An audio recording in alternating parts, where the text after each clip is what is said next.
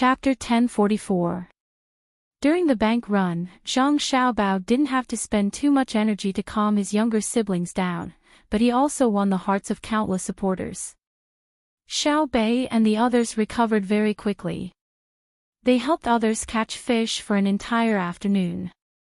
The dozen or so children who had skipped class to catch fish had all deposited a large amount of money in the Great Tang Bank. Naturally, it was their parents who had helped them deposit the money. Their business had not started yet. It wasn't until the evening when Xiao Bei and the others left on the boat and continued to head south that the children knew the identity of Xiao Bei and the others. They all stood by the river and watched the boat disappear into the distance. They watched the sun slowly set in the west like an egg yolk and dyed the sky red. Their hearts were peaceful. Only when the person sent by the manager of the restaurant who had treated them to a meal called out to them did they reveal happy smiles. Forgetting their tiredness, they skipped towards the restaurant together. The children who caught fish were happy. Compared to being able to see Xiao Bei and the others, the amount of money in the bank was not so important. Many years later, they could proudly tell their descendants about what happened today. A portion of the crowd was also happy at noon the next day. The next day, just after noon, the branches of the Tang Bank all opened for business in the afternoon. At the same time, bundles of Tang banknotes were piled on the counter of the bank. The denominations ranged from 10 strings of coins to 500 strings of coins. The colors were colorful. When the people who wanted to withdraw money and deposit money saw it, they made a similar expression, which was shock. Then, annoyed voices and happy shouts echoed one after another in the bank. At this time, the bank also put up a public notice board. The blackboard was painted with ink and the white chalk words were very dazzling. Little brother-in-law of the Zhang family, you can read. Help me see what's written. My son has gone to school. Otherwise, I can drag him here to read. A woman who was depositing money didn't recognize the words on the blackboard. She asked the person next to her who was going to withdraw money. She didn't show any embarrassment on her face because she didn't know how to read. Instead, she emphasized that he was her son with a hint of pride. The brother-in-law of the Zhang family knew why she was like this. It was because her son had ranked first in the school for 3 consecutive quarters. The rewards he received were enough to feed 2 people in her family. In addition to the symbolic monetary rewards, there were also cloth, rice, meat, and vegetable oil. Before the new year, she even received 4 pieces of pork. With such children, every adult should be proud of them. The children were happy when they learned, the merchants were happy when they received rewards, and the adults were even happier when they ate what the children received. However, this brother-in-law was not happy. He had already withdrawn 4 strings of cash yesterday, but he could not find today's passbook. When he got up in the morning, he scolded his wife for a while, and then rummaged through the cupboard for the whole morning before he took out the passbook from the gap of the mattress. When the Great Tang Bank opened for business in the afternoon, he rushed over. He never thought that the difference between reality and imagination was too great. That black and white announcement, as well as the colorful coins, made him want to find a hole to crawl into and return to the past. Brother-in-law of the Zhang family, what did you write? The woman continued to ask. She could see that there was something wrong with his expression, but she couldn't think of the specific reason. She could only guess that the words on the blackboard were not very good for people who wanted to withdraw money. The brother-in-law of the Zhang family tightly held the passbook in his hand. He saw that the passbook had changed shape, but he didn't know. He said to the woman blankly, I finally know the strength of the Great Tang Bank. Zhang Xiaobao will always be Zhang Xiaobao. It's a pity that I don't have any medicine for regret. It's written on it, written. The woman was a little scared. These words were too scary. It seemed that he wanted to kill himself, so she didn't say anything. However, a woman next to her who was also depositing money pulled her aside and said, "Sister, I'll tell you what it says. When my daughter comes home, she always wants to teach me how to read. It's good that I can recognize those words. Sister, you tell me." The woman was more envious of her literacy. "When my child comes back today, I'll also ask him to teach me." "Good, I know that your son studies well. Every time my daughter talks about him, she's always envious. Someday, I'll get my daughter to help out at your place. Look at her, isn't she cute? I think your son isn't bad." "Oh, let's not talk about this first. It says that the Great Tang Bank announced today that all the banks have used the second-level currency reserves, a total of 100 million strings of coins. People who withdraw money don't have to rush and don't be crowded. If the 100 million strings of coins are withdrawn, there will be 200 million strings of coins released later. As long as you want to withdraw money, you don't have to worry about not being able to withdraw money. Moreover, the bank will operate until midnight. The people in the bank won't rest. Sister, look at that pile of money, there's still 500 strings of coins. Even if a merchant comes to withdraw money, there's still no need to worry." The literate woman first looked like she wanted to sell her daughter, and then she talked about the words on the blackboard. Hearing her words, the woman who asked the question revealed a smile. "The Great Tang Bank seems to be really rich. My husband and I were worried that they wouldn't have enough money and would collapse in the end. Now, everything is fine. But why does the Zhang family's brother-in-law look unhappy? He can withdraw money now." "Sister, that's because he saw another content. The Great Tang Bank said that they don't lack money, but in less than 2 days, they received something more precious than money. Thus, there was a reward activity. Starting from yesterday morning until noon today, which is when the bank closes in the morning, all the people who saved money during that time will have the interest calculated at 4 times the original amount. For those who didn't withdraw their money during that period of time, the interest will be doubled from the time they deposited the money. Yesterday, I deposited 45 strings of cash. In a little more than 3 years, it will become 90 strings of cash." The literate woman became excited as she spoke. She calculated the interest and came to a conclusion. "Really? Yesterday, I also saved 32 strings of coins. Today, I just saved 3 strings of coins. It's a pity that I saved too late. If I had come in the morning, I would have saved a lot more. Sister, what if I saved now?" When the woman heard that the interest was 4 times the original amount, she was afraid that it was a trap. She pinched her arm with all her strength until she felt the pain. Only then did she relax. She then asked, "If I save now, won't it be 4 times the original amount?" "It's more than 4 times the original amount. The Great Tang Bank has adjusted the new interest rate. If I save now, I can only get 70% of the original amount. It's decreased by 30%. That means that the people who started to withdraw money yesterday will lose a lot. Sister, think about it. If they withdraw money, they won't spend it immediately. What's the use of keeping it? If they want to save it in the bank again, they will lose at least several times the original amount. It's not easy to calculate. In any case, it's more than 4 times the original amount."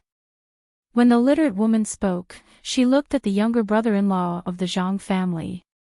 There was a hint of schadenfreude in her words. The younger brother-in-law of the Zhang family turned green. He had calculated that the biggest loss from withdrawal was nearly 6 times the original amount of the depositor. If he wanted to double the amount now, it would take 20 years. What he wanted to do the most was to smash the Great Tang Bank. It was too much of a bully. Saving and withdrawing money was normal. Why should he give others benefits when he withdrew money but suffer a loss? What if he withdrew money because he was in a hurry? However, a thought was a thought. He didn't dare to smash the great Tang bank. He didn't even dare to say anything unpleasant to them. He was very clear about who was behind the great Tang bank. I'm a fool. The great Tang bank is managed by Zhang Xiaobao. How could he let people withdraw money from the bank? His family is so rich. I'm blinded by pork. As he thought about it, he squatted down in annoyance and pulled at his hair with all his strength. The people who also wanted to withdraw money and the people who were going through the procedures at the counter stopped when they heard this. Sir, your money is 71 strings of coins and 251 copper coins. Please count it and keep it well. A person who was handling the withdrawal business put a passbook and different amounts of money on the counter. There was also a copper coin inside and said to the stunned person. Withdraw it. I won't withdraw it. Why are you so fast? I won't withdraw it, okay? The person was even more stupid. The salesperson gently shook his head and gave the person an apologetic smile. He said, the procedures have been completed. If you don't need too much money for the time being, you can deposit it again. What about the interest? Is it doubled? The person stared and asked. Because the bank has readjusted the deposit interest rate, if you deposit it now, you can only deposit it at 70% of the original interest rate. I was wrong, I know I was wrong. I won't do it again. In the future, even if the great Tang Bank says it's going bankrupt, I won't withdraw money. Give me a chance. I saved the money last January and have been saving it for more than a year. Double the interest is equivalent to 2.5 years of saving. Tell your manager that I won't withdraw it and will still calculate it at the original interest rate. Is that okay? Even if it's a little less, I won't use double, even if it's 50%. Young lady, please help me. Who doesn't have difficulties? Help me this time and I will definitely repay you. The person who was withdrawing money was crying. He leaned on the counter and begged the salesperson with a weak appearance. Before the salesperson could refuse again with a smile, a man next to him who wanted to deposit money and whose body was not greasy took over and shouted at the person who was leaning on the counter, refusing to leave. Hey, you fruit pancake seller, don't you have any shame? I know you. Last time, you wanted to get a good fruit pancake tool. I wanted to borrow money to buy a pig. We came here together. The bank checked our household registration and borrowed the money together. It's interest-free. What did you say at that time? You said that you will remember this kindness and will repay it in the future. Is this how you repay it? You still have the face to say, who doesn't have difficulties? When you have difficulties, others help you. When others have difficulties, you want to make things worse for them. There is no medicine for regret in this world. Now you know how powerful Zhang Xiaobao is. Why don't you know how to cross the bridge between the Zhang family and the Wang family? It's called one thought to heaven and one thought to hell. You walked the road yourself. Who do you blame? Take the money and get lost. If you dare to be noisy again, I will slap you. I was wrong. I really won't withdraw money in the future. I was wrong. The person continued to mutter as if he didn't hear it. The salesperson shook his head helplessly and looked at the guards next to him. Immediately, 2 guards came over and carried the person to the side to find a doctor. Next. The salesperson's voice was as pleasant as usual. The second person who wanted to withdraw money refused to move forward. He shook his head like a rattledrum. I'm not withdrawing money. I'm just looking. Yes, I went to the wrong place. What am I going to do today? There are so many things to do. Oh, I remember. I'm going to buy cloth. Yes, cloth. I won't delay your work. I'm leaving first. After he finished speaking, he turned and left. The third person didn't even say anything and followed him with his head down. In just a short time, the row of people who wanted to withdraw money disappeared. Fortunately, the door was wide enough. Otherwise, 2 people would have died. Bah! Serves them right. If it were up to me, I should have waited a little longer. I should have put out the notice tomorrow night and asked them to withdraw all the money. If they withdrew all the money, I could have saved an extra portion and added some interest. Great, now it's 70%. Come, I'll save what I have. 70% it is. If I keep it in my hands, I won't get any interest. A person standing at the deposit counter looked at the person who left, spat disdainfully and pushed the money back. Such scenes played out in different places. While countless people of the Great Tang felt the warmth and coldness of the world, they also had to ask themselves what they were thinking when they made their choice. Zhang Xiaobao didn't care about other people's thoughts at all. Anyway, he did what he should do, which was to repay injustice with justice and to repay kindness with kindness. I'm a saint now. That's what saints do. After this incident, let's see if anyone dares to hit me when I'm in trouble next time. Zhang Xiaobao held a glass of wine and said to Wang Wan. But from his words, it seemed like he was looking for an excuse for himself. Wang Wan was still doing her embroidery. Hearing this, she raised her head and said, "Many people will be sad. What if someone takes it too hard and commits suicide? Don't you feel responsible?" "What do you mean?" "They shouldn't be sad, but I should be sad. I have a backup plan. What if I don't prepare? What will happen to the Tang Bank? Although it can't be closed down because of a bank run, it will make many people doubt it. The only way is to not handle the business of withdrawing money for others. Our reputation will plummet. What we lose is not only the reputation of the bank, but also the reputation of the court and our family. In the future, my words won't be as useful as they are now. Suicide. I don't believe that someone will commit suicide because of a lower interest. They don't lack capital. If someone really commits suicide because of a lower interest, then how many people do you think will die? I've heard of people committing suicide because they failed in stocks, futures, and gambling, but I've never heard of people committing suicide because of a lower interest. Besides, I don't care if someone commits suicide because of a lower interest. If the Tang Bank collapses and I commit suicide, how many people in the bank will pity me? Zhang Xiaobao looked like he was very angry. Wang Wan sighed and said nothing more. She also understood that Zhang Xiaobao was right. Many people who tried to run the bank, even if they really did cause the Tang Bank to collapse and then found out that Zhang Xiaobao had committed suicide, they wouldn't have much of a reaction. There were even some people who rejoiced in others' misfortune. Occasionally, in their free time, they would talk to others. There had once been a person who had stood on the altar and fallen like this. That person was an existence that reigned above the ranks of the wealthiest people. This was the disregard for life, the special excitement of someone who had fallen from a high position. Thinking of this, Wang Wan felt a little sad. She and Xiaobao had done many things for Great Tang, but in the end, when the Tang Bank was in danger, there were still many people who weren't willing to stand with them. Ignorance.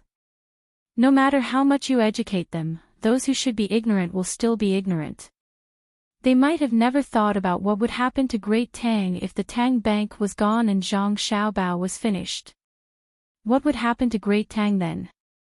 They might think that as long as they have money in their hands, they don't have to be afraid of anything. It seems that we have to teach them more about politics and economics in the future. Xiaobao, don't you think so? Wang Wan asked Zhang Xiaobao. Zhang Xiaobao nodded. Indeed. At the very least, we have to let them know that money isn't useful just because they have it in their hands. Let alone paper money, even if they have gold and silver at home, they won't have good days ahead of them if the political situation isn't stable. Right now, we've been controlling the salt tax with Lilongji, and it's very low. There hasn't been a situation where the commoners have to spend a lot of money to eat salt, and the annexation of land has also been stopped. Otherwise, even if they have 10,000 taels of gold at home, their fate is to be snatched away by others. Those fools, not only are they short-sighted, they even dare to question me. Do you think that kind of trick will work on me?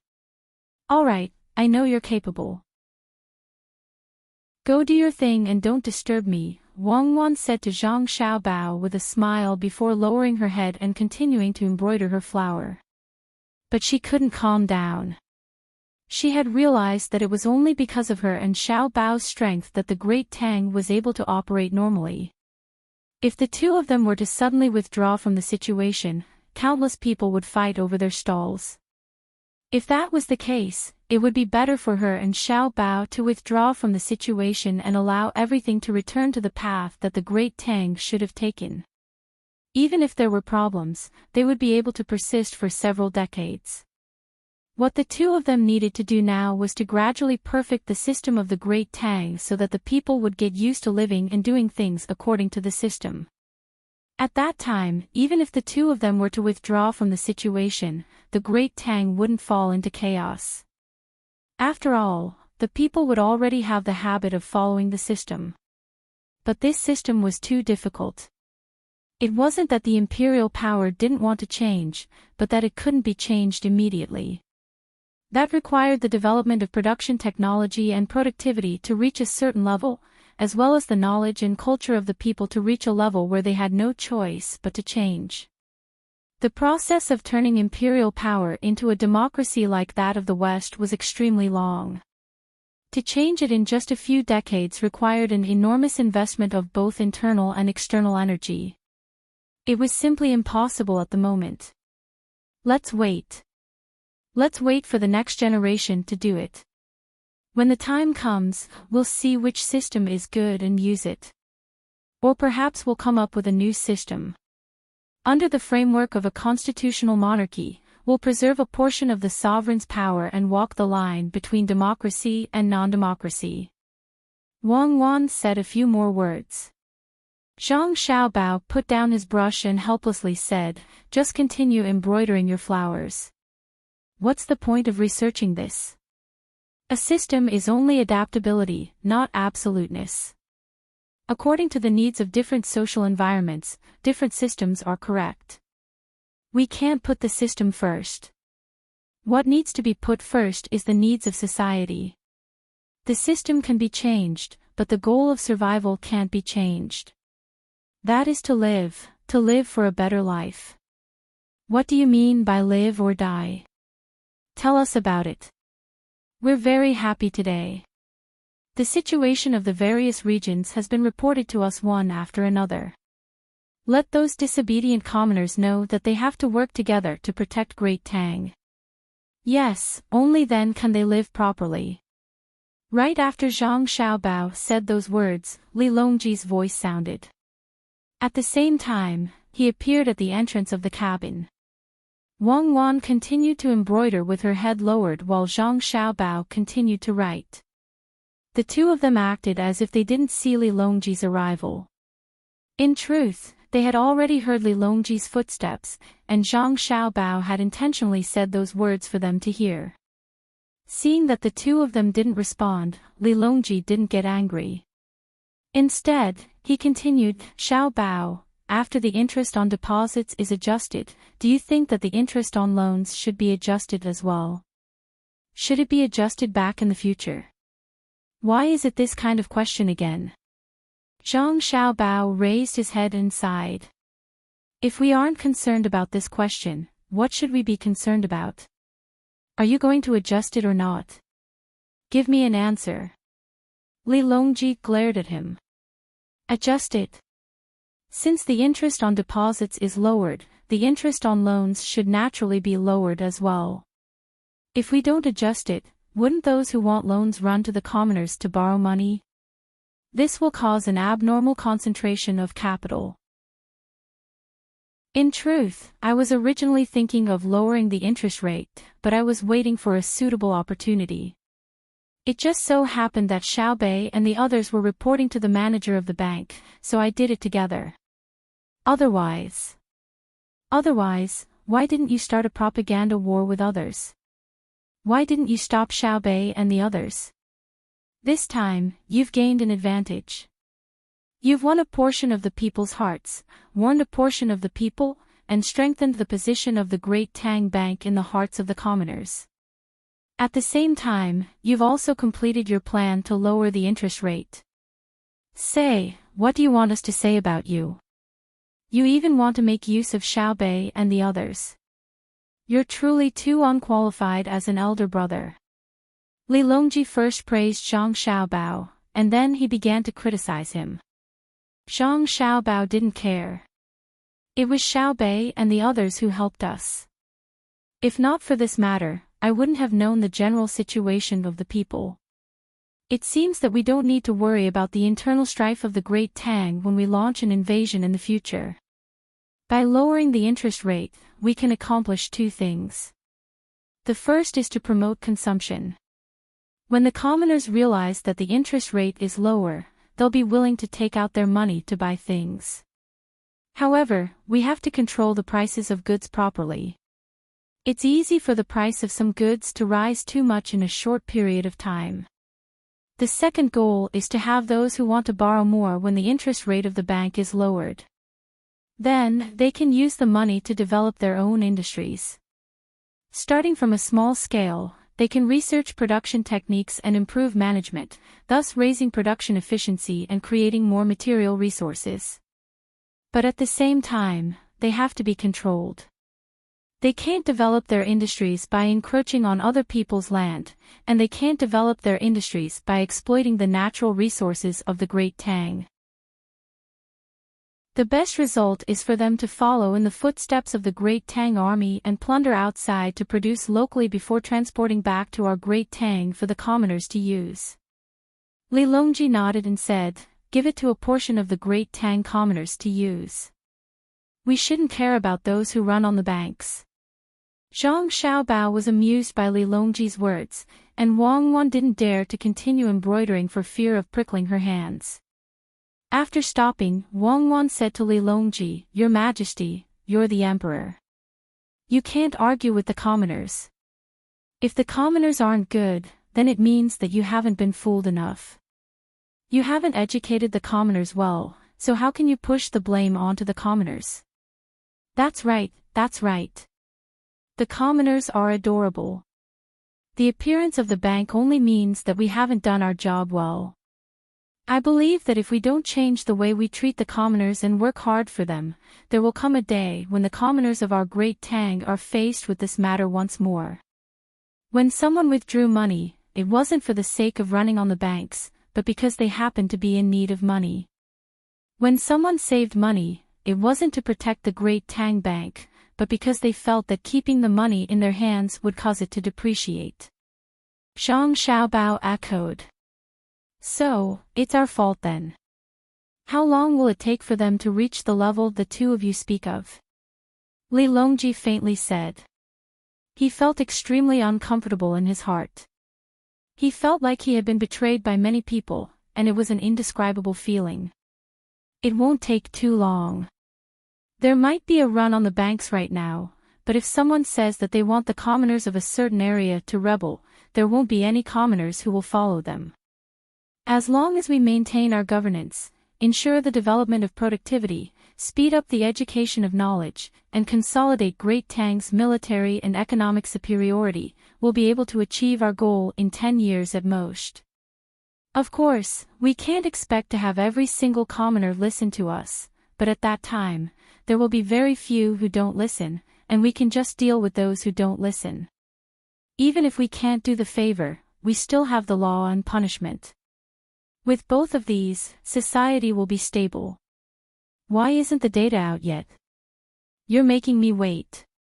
As Zhang Xiaobao consoled Li Longji, he occasionally glanced at the door. What data are you waiting for? Li Longji also turned his head to look at the door and asked. The data of the bank. We can't let something like this happen for nothing. I have to see what's special about the situation. I'm coming. Zhang Xiaobao paused. As expected, 5 breaths later, someone from the inner court appeared at the door. He looked inside before walking in and saying to Zhang Xiaobao and Wang Wan, "Little young master, little miss, the data has just been compiled, and it's not too complete. There's still a portion that will have to be compiled at night. Please take a look. There's no need to rush. Tell me, what's the situation?" Zhang Xiaobao gestured for the person from the inner court to explain. Yes. After the Great Tang Bank ran on its banks, from yesterday morning to noon, various places paid out a total of 43.2 million strings of cash. At the same time, more than 36.1 million strings of cash were deposited, so there wasn't much of an impact. The expenditure of various places varies according to the degree of prosperity, which is basically consistent with the law. The only problem is the Jiangnan West Road. From yesterday morning to noon today, the entire Jiangnan West Road unconventionally paid out 7 million strings of cash, and there were people from other places transferring money to the bank there. They're probably trying to empty the Jiangnan West Road bank of cash. Our bank system has just responded, urgently transferring cash from the nearby banks to the Jiangnan West Road Bank. The transportation team has already set off under layers of protection. The inner court explained. Chapter 1045. Idiot. Li Longji commented after Zhang Xiaobao and Wang Wan finished speaking. At the same time, he looked at Zhang Xiaobao and Wang Wan, hoping that they would agree with his judgment. Unexpectedly, Zhang Xiaobao and Wang Wan frowned at the same time. They looked at each other and nodded at the same time. It's interesting to deal with such an opponent, Zhang Xiaobao commented. Wang Wan also said, "What should we do to create a diversion?" "We'll beat them at their own game and lure the snake out of its hole," Zhang Xiaobao replied. Could it be that someone is stupid? Li Longji understood the meaning behind their words and asked with uncertainty. If they're not stupid, maybe we can turn the act into reality. Investigate the owners of the transfer accounts and deposit accounts. Compile the information on the large deposit accounts in the past 6 months. Send the guards to the west of Jiangnan to enter a state of combat readiness. Increase the activity of the spy system. The Ministry of Works and the Agricultural Temple Research Institute will increase the defense forces and hold a recruitment competition in early summer. The time will be set to be half a month later.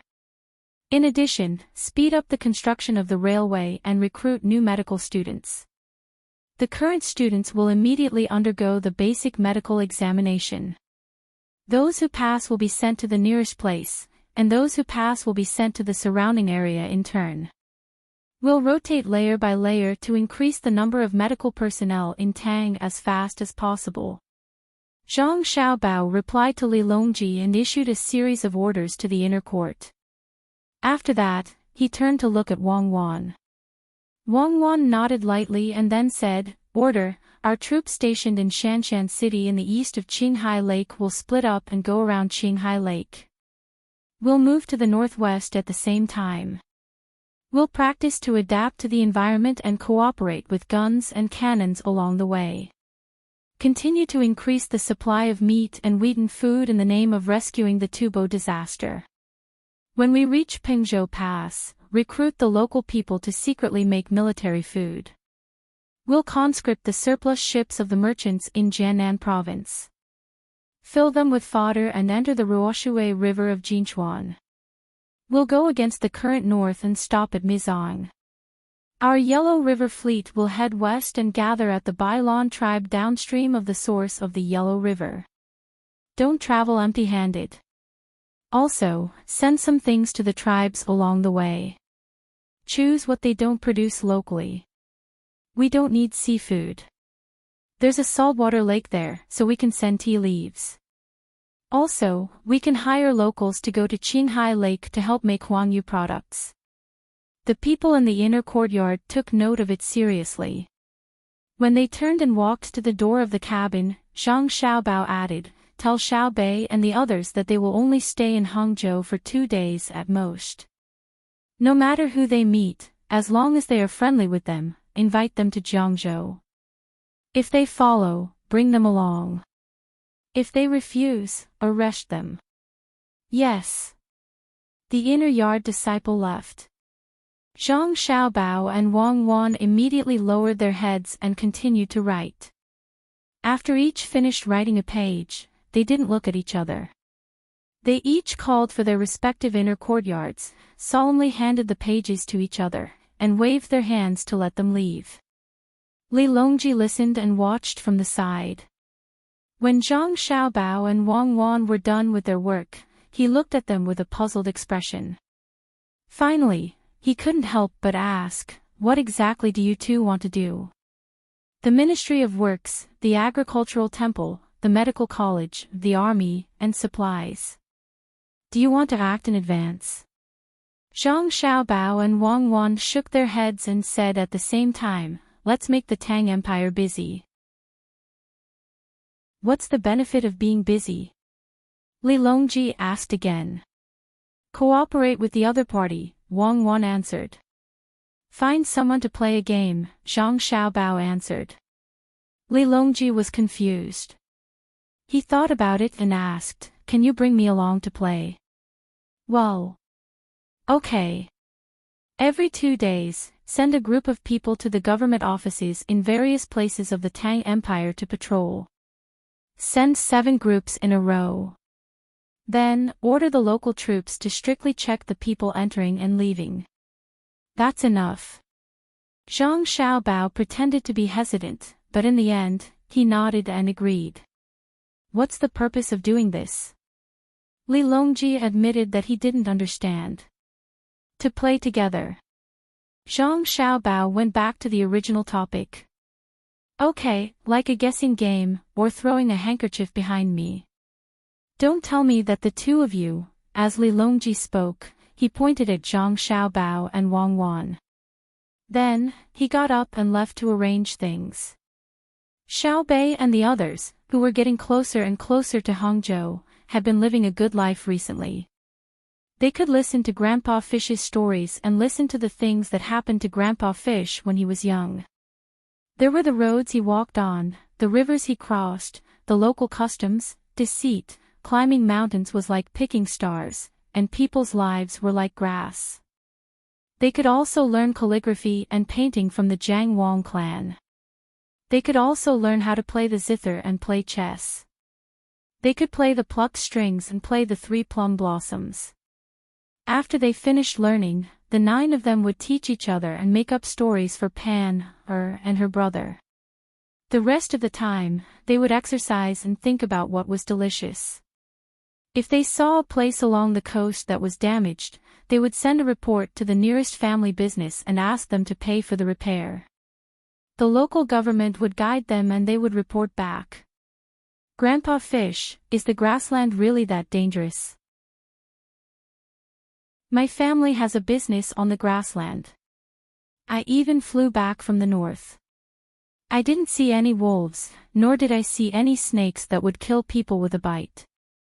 At noon, Xiaobei and the others had just eaten.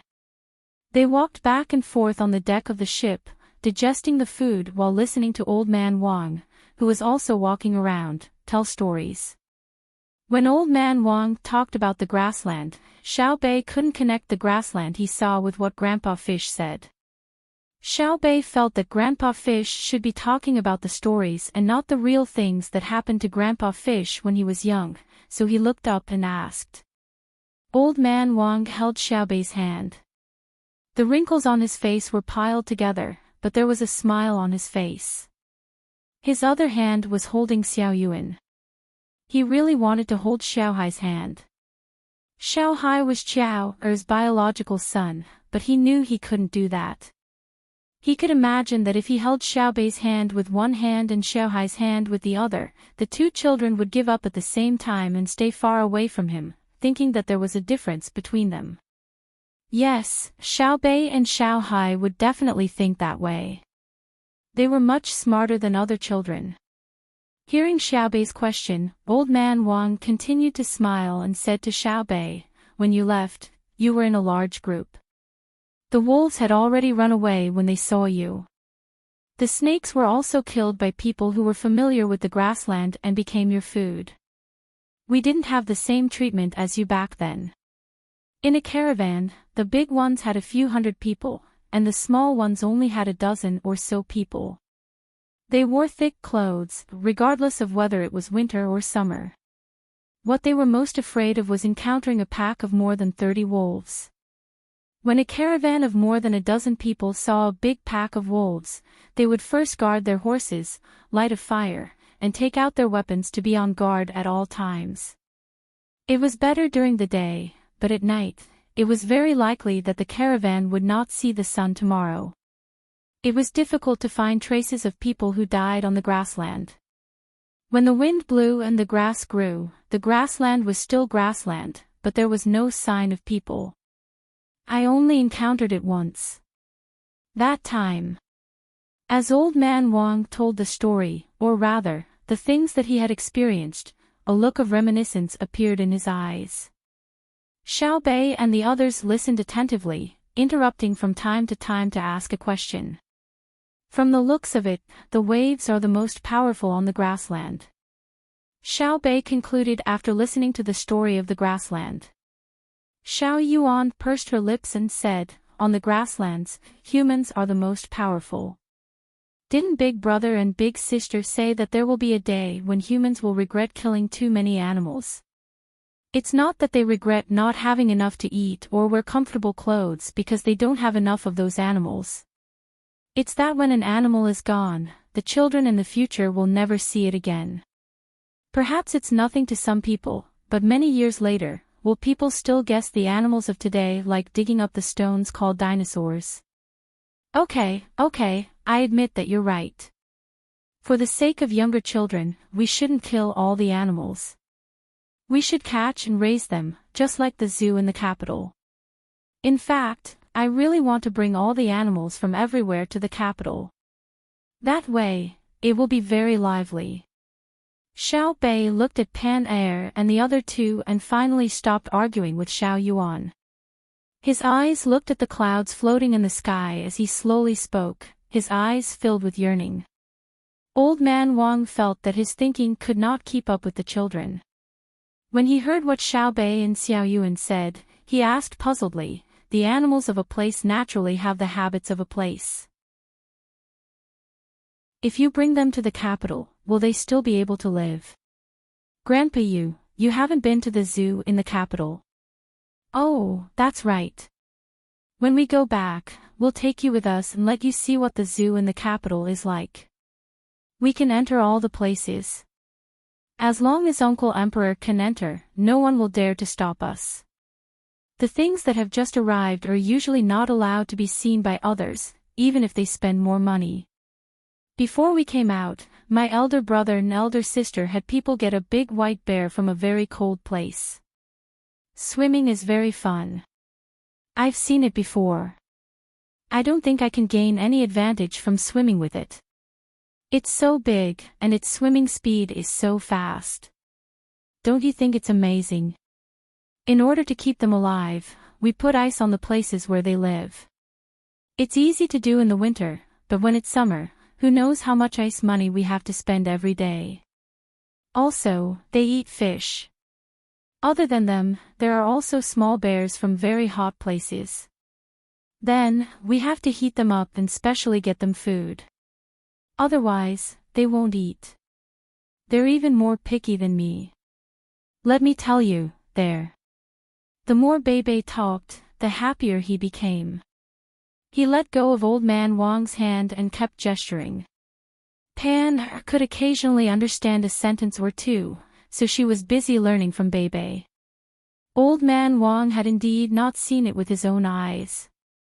In fact, if he went to the capital, he could also see new animals that ordinary people could not see. However, he had not been to the capital in the past 1 or 2 years. He was busy elsewhere. During the new year, he came back to the house in Hangzhou with his master. First, there were many merchants in Hangzhou, and they could eat the food they got from overseas at any time. Second, Hangzhou was far from the capital. His master always had things in his heart that he couldn't let go. Sometimes, he didn't dare to face them. Although he still had an official position in another department, he didn't like to go there personally to do things, so he left them to the people in the departments. Old Man Wang had also heard about the animals in the zoo from others. At that time, he already had a very good impression of them. Today, when he heard Bebe talk about them, he realized that those who saw the animals did not describe them very well. They missed a lot of things. For example, the habits of the animals, and how they looked when they ate, etc. Bebe, why are you different from what others said? Old Man Wang asked curiously. Different? No, that's what my brother and sister told us. They also divided the animals into different families. Some animals looked different from the outside, but my brother and sister put them in the same category. Grandpa fishing, it won't take long for my brother and sister to arrive in Hangzhou. You'll know when you see them. They're so awesome. No matter what kind of things people catch from where, they can directly tell the general living habits of those things. For example, they send a kind of small bear from the very south. Like what I just told you, my brother and sister call them koalas. They say that this kind of animal is the most fun to play with. If they don't have enough food and temperature, they can train them and other people can hold them. If there are 10 of them, and 9 of them are held by people, but one of them is not, that koala will be very sad. Don't you think it's like a human? Bebe made a gesture of holding a big cloth doll as he spoke to Old Man Wang. Panda rushed over and opened her arms to let Bebe hold her. When Bebe was done, she would find someone else to hold her.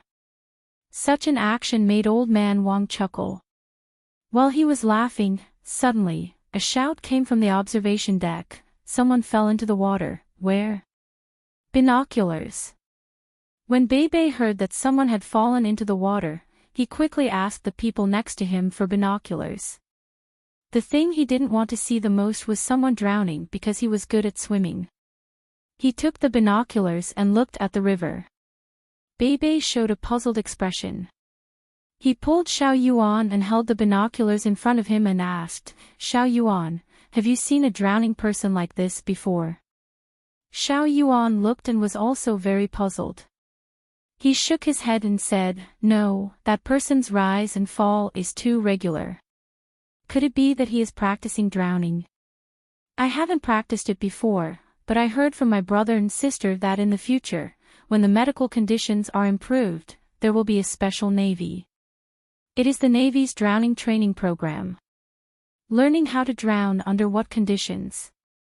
That way, the survival rate after being saved will be much higher than the people who are not familiar with it.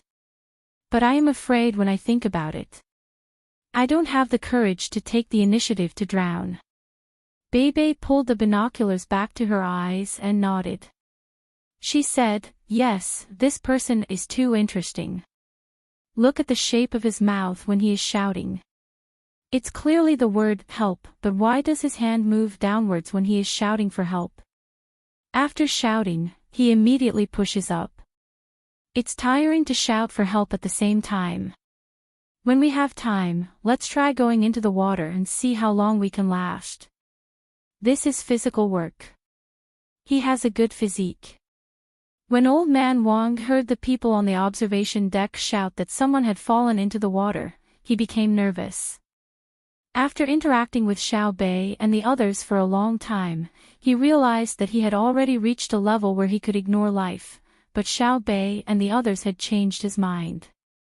Especially when Xiao Bei saved the earless child. That kind of serious respect and protection of life made her feel deeply moved. Therefore, when he heard that someone had fallen into the water, he wondered if Bebe was going to jump in to save him again. In the end, he saw Bebe and Xiao Yuan's indifferent attitude. After listening to their conversation, he finally understood what they meant. Hence, he took a pair of binoculars and looked over. After watching for more than 10 seconds, Old Man Wang had to admit that Bebe and Xiao Yuan's observation was very detailed. That person was really like what the two children said. His ups and downs were too regular. Furthermore, when he was shouting for help, his mouth was wide open. After such a long time, he still did not sink. Hence, he asked Bebe and Xiao Yuan, "What do you think he is doing? Is there a need to ask? Waiting for me to save him? Do you think I'm stupid? I'm good at swimming, but what if he has a water-splitting thorn? It will be very dangerous if I get too close to him. Let's stop the boat and see how long he can shout for." Bebe was very smart at this moment and said disdainfully. Xiao Yuan also said, "Why don't we get someone to throw a few stones over? Whoever is stronger could try and see if they can hit the target. It's fine if they're not accurate. Find a few more people and throw it a few more times. It's bound to hit him. When he's really drowning, we'll get someone to save him." Xiao Hai, who had been silent all this time, said at this time, "Send someone to save him. See what he says when he comes back. We will wait on the boat and be careful. Let the people who are going to save him search him while they are saving him." "Oh, that's fine too. He can't have appeared on our way by accident. Didn't brother and sister already send us a message? They said that if we meet people who are deliberately trying to get close to us, we should think of a way to bring them along to Jiang District. I thought that people would only appear after we arrived in Hangzhou, but I didn't expect to meet them now. Brother and sister are so awesome. How did they know that someone would appear? This is so fun." Bebe was not angry. Instead, she seemed very excited. The person below was still trying to drown. At this time, someone on the boat began to lower the boat and then paddled it closer to the person. He did not jump into the water directly like before to save the person. Who knew if that person was preparing in the water with the idea of killing one person to break even and killing two to make a profit? Geezer Wang's eyes never moved away from the person who had fallen into the water. He wanted to see if he knew this person. If he knew him, it meant that the person had come for him or something related to his family. If he did not know him, it was not easy to guess. He hoped that the person had come for him. Otherwise, on the way to Hangzhou, there would be many dangerous things that targeted Bebe and the other children. Just like that, Old Man Wang watched as the two rescue boats rowed to the man's side. He watched the man's actions. Bebe and the others were also watching. When they saw that the person was pulled to the boat weakly and immediately kowtowed, Bebe shook her head again and said, "It's too fake. If he is really drowning, he shouldn't be kowtowing now. He should be vomiting or coughing hard. His eyes should be red, and his nose should also be flowing out." Xiao Yuan laughed and said, "In a while, we will pretend that he is drowning. Let's see what he wants to do." While the two of them were talking, the person had been helped up. He looked at the sky as if he had just survived a disaster. This appearance gained the approval of Bebe and the others. After a while, the two boats carrying the person were pulled up to the deck of the big boat. The person was also helped up to the top by others. When he saw Bebe, the person did something that made Bebe and the others puzzled. He actually raised his head and laughed. It was impossible to tell that he was drowning. Chapter 1046. Xiao Bei and the others were stunned by this person's laughter. They looked at each other and tried hard to recall the story that their brother and sister had told them. Finally, Xiao Bei thought of something and asked, Did you say that you were very satisfied that we were able to save you? Yes. This person nodded and shook his head in a very natural and unrestrained manner. His hair that had become messy in the water earlier splashed water all over Xiao Bei and the others' faces. This was because he was a little far away. The two people next to him were even hit in the face by his wet hair. These two people glared at him but did not say anything. Others did not say anything, but he said, "Not bad, you are indeed good servants. Even if you encounter something that makes you uncomfortable, you can still endure silently. Good. Also, I am very satisfied with you children. After seeing me, you were able to remain calm. Furthermore, you were able to guess what I was thinking when I laughed out loud. As such, I did not wait for you for a few days in vain, nor did I waste the time soaking in the water for so long." As this person spoke, he reached out and moved his hair to the front. He grabbed it and stroked it from top to bottom.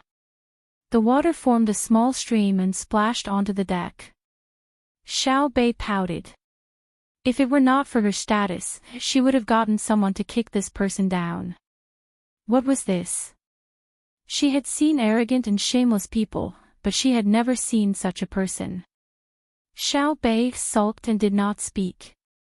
Old man Wang was not willing. This was the precious child of the family.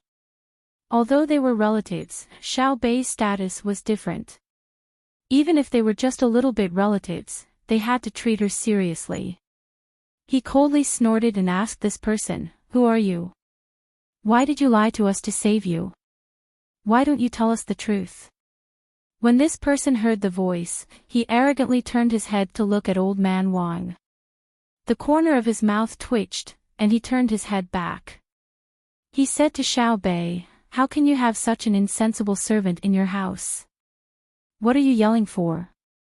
If you talk to me like that again, I will get someone to kick you down. It is not up to you to say what my family does. I am asking you a question, so answer quickly. Do you think you are very smart? You know how to pretend to be drowning so that we can save you. Have you heard the story of the boy who cried wolf? There was a child who liked to lie to others. Then, he cried wolf. This way, others would have to save him." Xiao Bei finally could not hold back. She stared at this person and told him the story of the boy who cried wolf. When she finished, Xiao Yuan continued, "You are the child who lied. Before you do anything, you never consider the feelings of others. I will give you one last chance, speak." This person was stunned by Xiao Bei's story and Xiao Yuan's words. After a while, he regained his composure. His eyes turned, and he suddenly smiled again.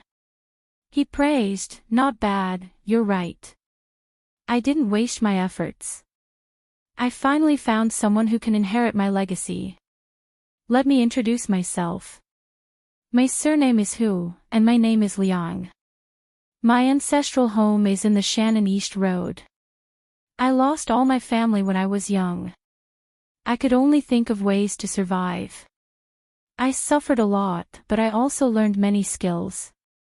I can go up the mountain to fight tigers, and I can also go down the sea to catch dragons. I am a very big fish. Did you see me in the water just now? Do you think that I am very unusual?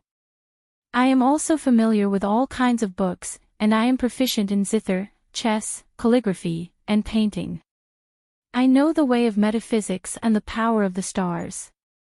Unfortunately, for many years, I have been trying to find someone who I can pass on my skills to. I have long heard that you are extraordinarily intelligent, so I want to meet you. Why don't you quickly become my disciple? What are you waiting for?" In the process of introducing himself as Hu Liang, he raised his head again, looking very capable. Xiao Bei sighed and did not say anything. He turned around and left. The others also walked towards the cabin. They were already speechless by this person. He was so good at bragging. If they did not have brothers and sisters, perhaps they would be a little curious when they saw such a person, and then let him perform. However, in the stories of the brothers and sisters, it was said that there was no need to pay attention to such people. They were either mentally ill or big liars. There was no need to give them any chance to perform. It was not worth it to waste their time. Don't go. Let me finish. If you don't believe me, you can test me. See if I have many skills. If there is anything wrong, you don't need to chase me away. I will jump off the boat myself. Hu Liang was anxious. As he spoke, he wanted to chase after Xiao Bei's group, but the people beside him grabbed his arm and could not break free. Don't grab me. Let me tell you, if your master loses a chance to accept a talent because of you grabbing me, you will not be able to afford it. Hu Liang tried a few times, but in the end, he was not as strong as the protection team. After helplessly giving up, he angrily said to the people around him. The people standing in front of him and blocking the way laughed disdainfully and said, "Accept a talent. Do you think this is the spring and autumn period? Do you think others will value you just because you're crazy and act like you're capable? Let me tell you, our family lacks everything, but we don't lack people like you. The little things you know are nothing in our eyes. Hurry up and leave. Don't wait for us to get you off. Do you see the platform in front? Go there and jump down from the top. You won't fall on the deck below. Go, go." As the guard spoke, he followed the two people who were holding Hu Liang and pushed him towards the platform, letting Hu Liang struggle. Seeing that he was about to reach the platform, Hu Liang finally did not insist on his arrogant appearance. Instead, he cried and begged, Don't take me away. To be honest, I haven't eaten a full meal for 2 days. I don't have a single cent on me now. In the past few months, I've been looking for a job in countless places, but all of them look down on me like dogs. In the end, I often only get to eat 1 meal a day, and that's because people are kind enough to give it to me. From yesterday until now, I have only eaten half a steamed bun, and there is hair on it. I don't know what I ate wrong, but my stomach hurts. In desperation, I came here to wait for your ship so that I can ask your doctor to take a look at me. Otherwise, I will die, sob. In the end, this person was already choking with sobs, which annoyed the 3 guards. However, the 3 guards still sent Hu Liang towards the platform. At this moment, a servant girl came out of the cabin and shouted, "Wait, my mistress said that she is very heavy now, so she wants to accumulate good karma for the child." Fine, no matter if he is really capable or just a liar, it is not easy. Let him stay on the ship for the time being. After speaking to the 3 guards, the servant girl said to Hu Liang, "My mistress is kind. Remember, you can stay on the ship, but you are not allowed to wander around. If your stomach is not feeling well, you can ask the doctor to treat you and get medicine. You have to eat whatever is given to you during meals. You can't ask about things casually, and you can't talk too much when others are talking. Otherwise, you will be pushed down, humph." Thank you. I don't dare, I will listen to your mistress's arrangements. That. I wonder if there is anything to fill my stomach now. I am really too hungry. Hu Liang thanked and promised. He grinned and asked the servant girl for something to eat. "Wait, in a while, let someone accompany you to wash up and then change your clothes. When the time comes, there will naturally be food sent to you. Also, didn't you say that you can read? Write down everything about yourself. It doesn't matter if you can't think of it now, slowly recall. Especially the things that happened in the past few months. If we find out that you are lying, then it won't be as simple as pushing you down. We will arrange a cabin for you, and you can only stay there. You are not allowed to come out without being called. Do you remember?" The servant girl asked one by one and looked at Hu Liang, waiting for his answer. Yes, I remember all of them. I won't forget a single one. Thank you, I will definitely repay you all. Hu Liang nodded and promised again. The servant girl waved her hand, turned around, and walked away with light steps. The 3 guards looked at Hu Liang. The empty-handed one said slowly, "Since the mistress found you pitiful and let you stay on the ship for the time being, you can stay for a few days. Don't let us see you play tricks. Let's go, we will arrange it for you." The other 2 people still grabbed Hu Liang's arms, one on the left and one on the right, and walked towards a cabin. Xiao Bei and the others did not stay idle. They immediately told their brother about this matter. The reason they let the person who called himself Hu Liang stay was because of the news from their brother and sister. Since he was already here, it was better to keep him by their side and observe him. No matter how powerful the other party was, he would not be able to play any tricks under their watch. When Zhang Xiaobao received the news, he, Wang Wan, and Li Longji were looking at the new thing. It was a lifting device that was driven by an electric motor. The previous device used pulleys, but it required manpower. Li Longji asked as he waved the piece of paper in his hand. Zhang Xiaobao raised his hand and gestured for Li Longji to take the piece of information. He said, "Xiao Bei and the others are still 2 days away from Hangzhou. I originally thought that they would arrange for someone to wait in Hangzhou.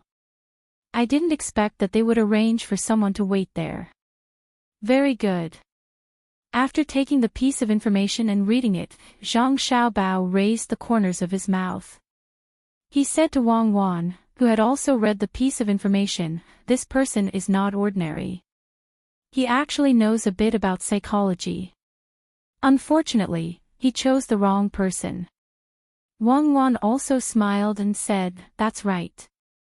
He used a series of actions to make others lower their guard against him and think of him as a clumsy opponent. In fact, he knew very well that if he stopped the boat and waited for help in the water, he would definitely be exposed. He used those very fake actions to judge Xiao Bei and the others' perception of him. From there, he guessed to what extent Xiao Bei and the others were guarding against him. When he got on the boat, he took the initiative to say that he was faking it. His purpose was to observe the reactions of Xiao Bei and the others in our inner courtyard, so that he could use the most appropriate identity to deal with them. In the end, he described himself as very pitiful in order to further test the extent to which Xiao Bei and the others understood his identity. This kind of trick was useful for others, but it was useless against our inner courtyard. No matter what he did, the inner courtyard would not lower their guard against him.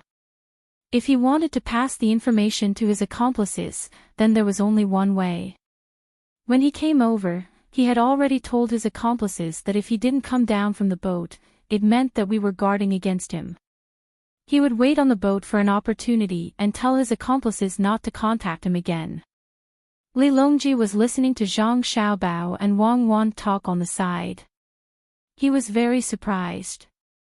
He didn't expect that such a simple matter would be so complicated by the 2 of them. Thus, he asked, "If that's the case, what's the use of him staying on the boat? Won't he still be able to pass the information back if he's chased off? Doesn't he know how tight the defenses of the Zhang family and Wang family are?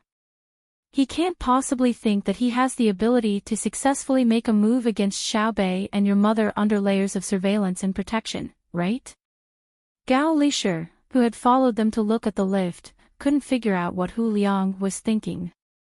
If he put himself in a dangerous situation and didn't do anything, wouldn't he be a fool? Then, he said, when he gets on Xiaobei's boat, he will definitely change into someone else's clothes and then take a bath.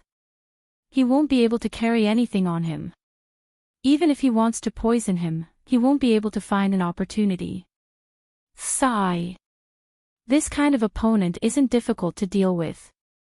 Wang Wan didn't say anything and signaled for Zhang Xiaobao to explain. Zhang Xiaobao pondered for a moment and explained, actually, there are other ways to carry things.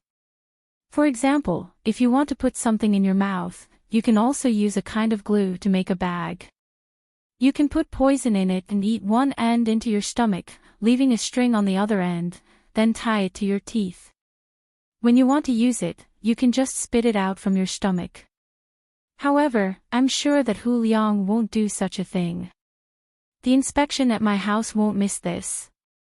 We'll check his entire body from head to toe, inside and out, even the area behind his butt. Even if he has a scar on his body, we'll check it carefully to see if he cut his skin and stuffed something inside. When it's healed, he can use it at a critical moment. Then he should have a motive. Li Longji voiced out the doubt in his heart. He has a few motives. First, he wants to alert the enemy and put us in a tense situation at all times to see how we react. Second, he wants us to put more of our attention on the assassination of Xiaobei and my mother, thus neglecting other aspects. Third, he wants them to adjust their strategy. Some plans should be changed. For example, when they were waiting for our ship to reach Hangzhou, they disguised themselves as dock workers, or even were dock workers themselves. We told them that they couldn't make a move and that our defense was too tight. Finally, he thinks that no matter what we do to him, no matter how we pretend to be on guard against him, and no matter how we change our habits, he can get useful information from it. These are all the reasons I can think of. He even thinks that he alone will restrain the energy of many of us. This is also a waste of manpower. Zhang Xiaobao guessed and said a few motives, then smiled indifferently. Li Longji and Gao Lisher suddenly understood, and at the same time, their expressions became solemn. They thought that if the opponent casually sent a person, and he was so powerful, then how powerful was the person hiding in the dark? They wondered what the result would be this time. The main thing was that Great Tang would lose a lot of things, including lives and money. Li Longji sighed and said, if it weren't for the news from there today, I would have thought that the Jiangnan West Road incident was more of a coincidence and that someone was really going to make a big move. However, through this Hu Liang, Xiaobao, you and Cuckoo have guessed correctly. There is a power behind this. Don't you think that Great Tang will suffer a great loss? Wang Wan continued and comforted, Your Majesty, don't worry. There won't be a big problem. They don't want to harm ordinary people, just like us. They won't go to other countries just to poison people. It's meaningless. In that case, even if they choose a small river and throw a large amount of poison into a shallow well, or buy pigs and put the poison into the pork, these methods won't have much effect. Even if they opened a restaurant and poisoned the people who ate there, it would only be a small portion of the population. It was far too small compared to the people of the Great Tang. Their main goal is to disrupt Great Tang and make the people lose confidence in Great Tang. They want to pull me and Zhang Xiaobao down from the altar. They haven't made a big move yet, and they are still probing. That's why Xiaobao and I arranged that series of things to confuse them. So that's the case. Right, that's how it should be. Their goal is to get rid of the two of you. Right now, almost everyone knows how important the two of you are to Great Tang.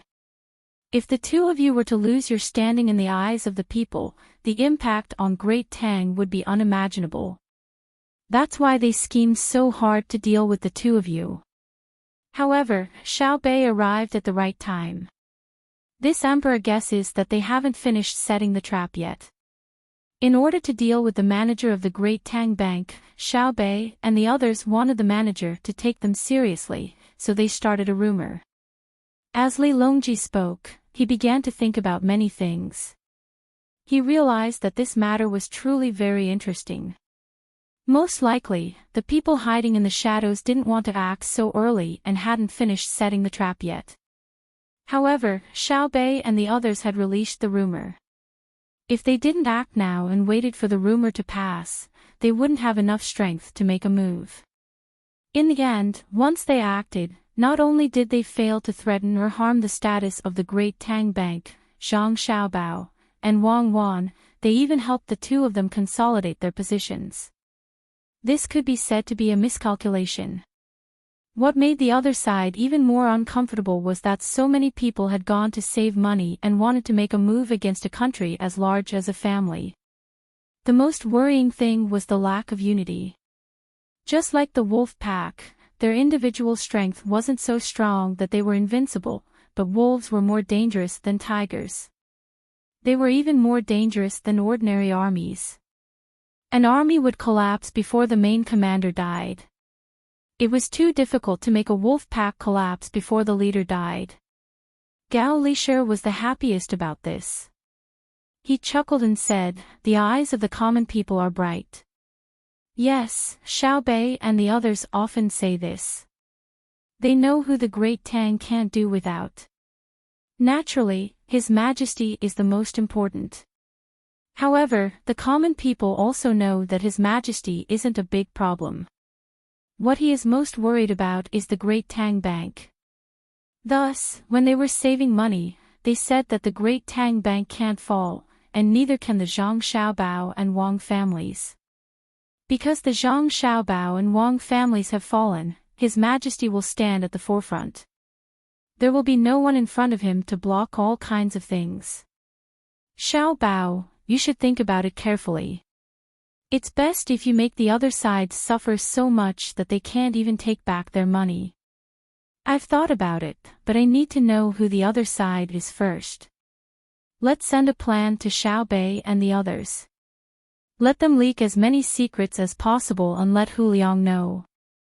Zhang Xiaobao's expression was relaxed. It wasn't that he wasn't worried, but that he had long been used to facing all kinds of pressure and difficulties. If there really wasn't any difficulty, he wouldn't be able to display his abilities. Let him know. Li Longji was puzzled. Yes, let him know a bit more. He actually didn't come here to hurt anyone, because he knows that he can't hurt anyone. The only person he can hurt is himself. He will definitely be very obedient on the ship. He will be so obedient that he will do whatever others want him to do. He will be so obedient that he won't ask, say, look, or hesitate. Wouldn't that be letting him off too easily? If he knows a bit more, he will be anxious and want to spread the news, even if he has to sacrifice himself. But what we need to do is let him hear a lot of secrets, but not let him spread them, and even more so not let him die. He has bad intentions, so how can I let him have an easy time? Zhang Xiaobao very naturally raised his hand and placed it on his face, flicking it over and over again. When Wang Wan, Li Longji, and Gao Lishir saw Zhang Xiaobao's actions, they all silently mourned for that person called Hu Liang. Xiaobao, it's been a long time since you've had such bad intentions, right? We remember that when you were scheming against the rich people of Great Tang, you didn't do such a thing either. We really miss it. Li Longji patted Zhang Xiaobao's shoulder and said, "Oh, Ichi, I'm not bad. I'm a good person. I'm the kind of person who walks to hell on my own after death, and even the king of hell is too embarrassed to accept me. He says that I'm too kind, and I shouldn't go to hell." Zhang Xiaobao's hand changed from flicking to rubbing, and he rubbed his face a few times. The king of hell is sending you to hell to ruin him. We can even imagine how the infernal judge's hand would tremble when he wrote your name. Tell me, what's the use of this elevator that your technicians came up with? I don't think it's a big deal. Li Longji patted Zhang Xiaobao's head again and pointed at the elevator. Wang Wan covered her mouth and snickered, helping to explain, "Your Majesty, the elevator isn't very useful. Even if there isn't an elevator at the docks right now, it won't take too much time to transport goods. However, the elevator isn't just about the engagement of the gears. It involves the strength of the steel of the gears, the compression resistance and regularity of the ball bearings, and the conversion between self-supporting and semi-self-supporting forces. In fact, the elevator was developed in preparation for the lathe. Right now, we have a lathe driven by an electric motor, but if the processed object is too sturdy, the lathe's effect will be reduced. We can't just use the lathe to experiment directly. It's a waste, and it's also very dangerous. Therefore, by collecting data on the elevator and then using it on the lathe, we include the problem of the strength and precision of the different force conversion devices that act on the processed object. It goes like this. Normal force conversion is done through gears. What does a gear do? It embodies the simplest principle of a lever, but normal levers only have a single pivot point, and it's a problem of receiving and supporting forces. However, if we use gears and shafts, we can use this method to create a two-axis interaction, or even a three-axis or more axis cooperation. When this technology is completed, it won't be using the pivot of the lever itself as the center. Instead, during the linkage process, it will be using multiple angles to make the processed object be at the center. In this case, stop, don't talk to me anymore. I don't understand. Now I know that this seemingly useless elevator is actually very useful, right? Quickly go and send a message to Xiao Bei and the others. Li Longji was confused. He knew that Wang Wan had already given him a lot of face by not using too many terms and explaining it very simply. However, if he didn't come into contact with this kind of thing and didn't learn it, he wouldn't be able to understand it no matter how simple it was. He just had to change the topic. He took Gao Lisher and hid far away. He found a quiet place to think about what kind of power the person behind this was. As for the industrial side, it was not his business. Actually, after passing the elevator test, we can make the mold for the finished product. Cold forging is very useful sometimes, especially when making sharp objects. Sigh, it's a pity that people don't listen. Wang Wan wanted to tell more about this to others, but she couldn't do anything if they didn't listen. She could only turn around and look at Zhang Xiaobao. Zhang Xiaobao replied with a smile, "Honey, please tell me, I'm listening. I haven't learned systematically before, so I don't know much about this. After learning from you, there are too many things to learn. Tell me about it, and I'll see if it can be used in scams. It's very useful to fool people. What's there to say to you? I'm tired of being together with you every day. Tonight, you can sleep somewhere else. I'll have some peace and quiet by myself." After Wang Wan finished speaking, she left Zhang Xiaobao with a beautiful figure. Zhang Xiaobao scratched his head. Why did this happen? It seems that I have to control myself in the future. It won't do for a long time. Alright, I'll rest for one night. I have to find a few people who are willing to listen to her lectures. If you don't let me sleep, don't think about sleeping in that room. We'll work for one night, and we can sleep together in the morning tomorrow. Yes, you have to keep your promise. Zhang Xiaobao was a man of his word. As expected, he didn't sleep for the whole night. Wang Wan also didn't sleep. There were always people coming over to ask about the physics lessons. She didn't know why everyone had questions today, and they were more concentrated than usual. Only the technicians knew the reason. Zhang Xiaobao went over and asked them about their skills one by one. When they answered, he continued to ask around the question in detail. In the end, their grasp of the theory was different. Therefore, the technicians said that they couldn't answer. Zhang Xiaobao pointed away for them. He said that Wang Wan asked him to come over to help the technicians learn more as soon as possible. He would be responsible for asking the questions and play a role in guiding them. Wang Wan would wait in the cabin for others to learn. In the end, the technicians went. They were very grateful to Wang Wan, who was so sleepy that she kept yawning but didn't dare to change her clothes and sleep. Hu Liang was in a similar situation as Zhang Xiaobao and Wang Wan. He also realized that the situation in front of him was different from what he had imagined. At first, Hu Liang thought that when he got on the ship, he wouldn't make any unnecessary movements when the other party clearly doubted him. Then, when they arrived in Hangzhou, he would summarize what he saw, heard, and even the types and tastes of the dishes he ate.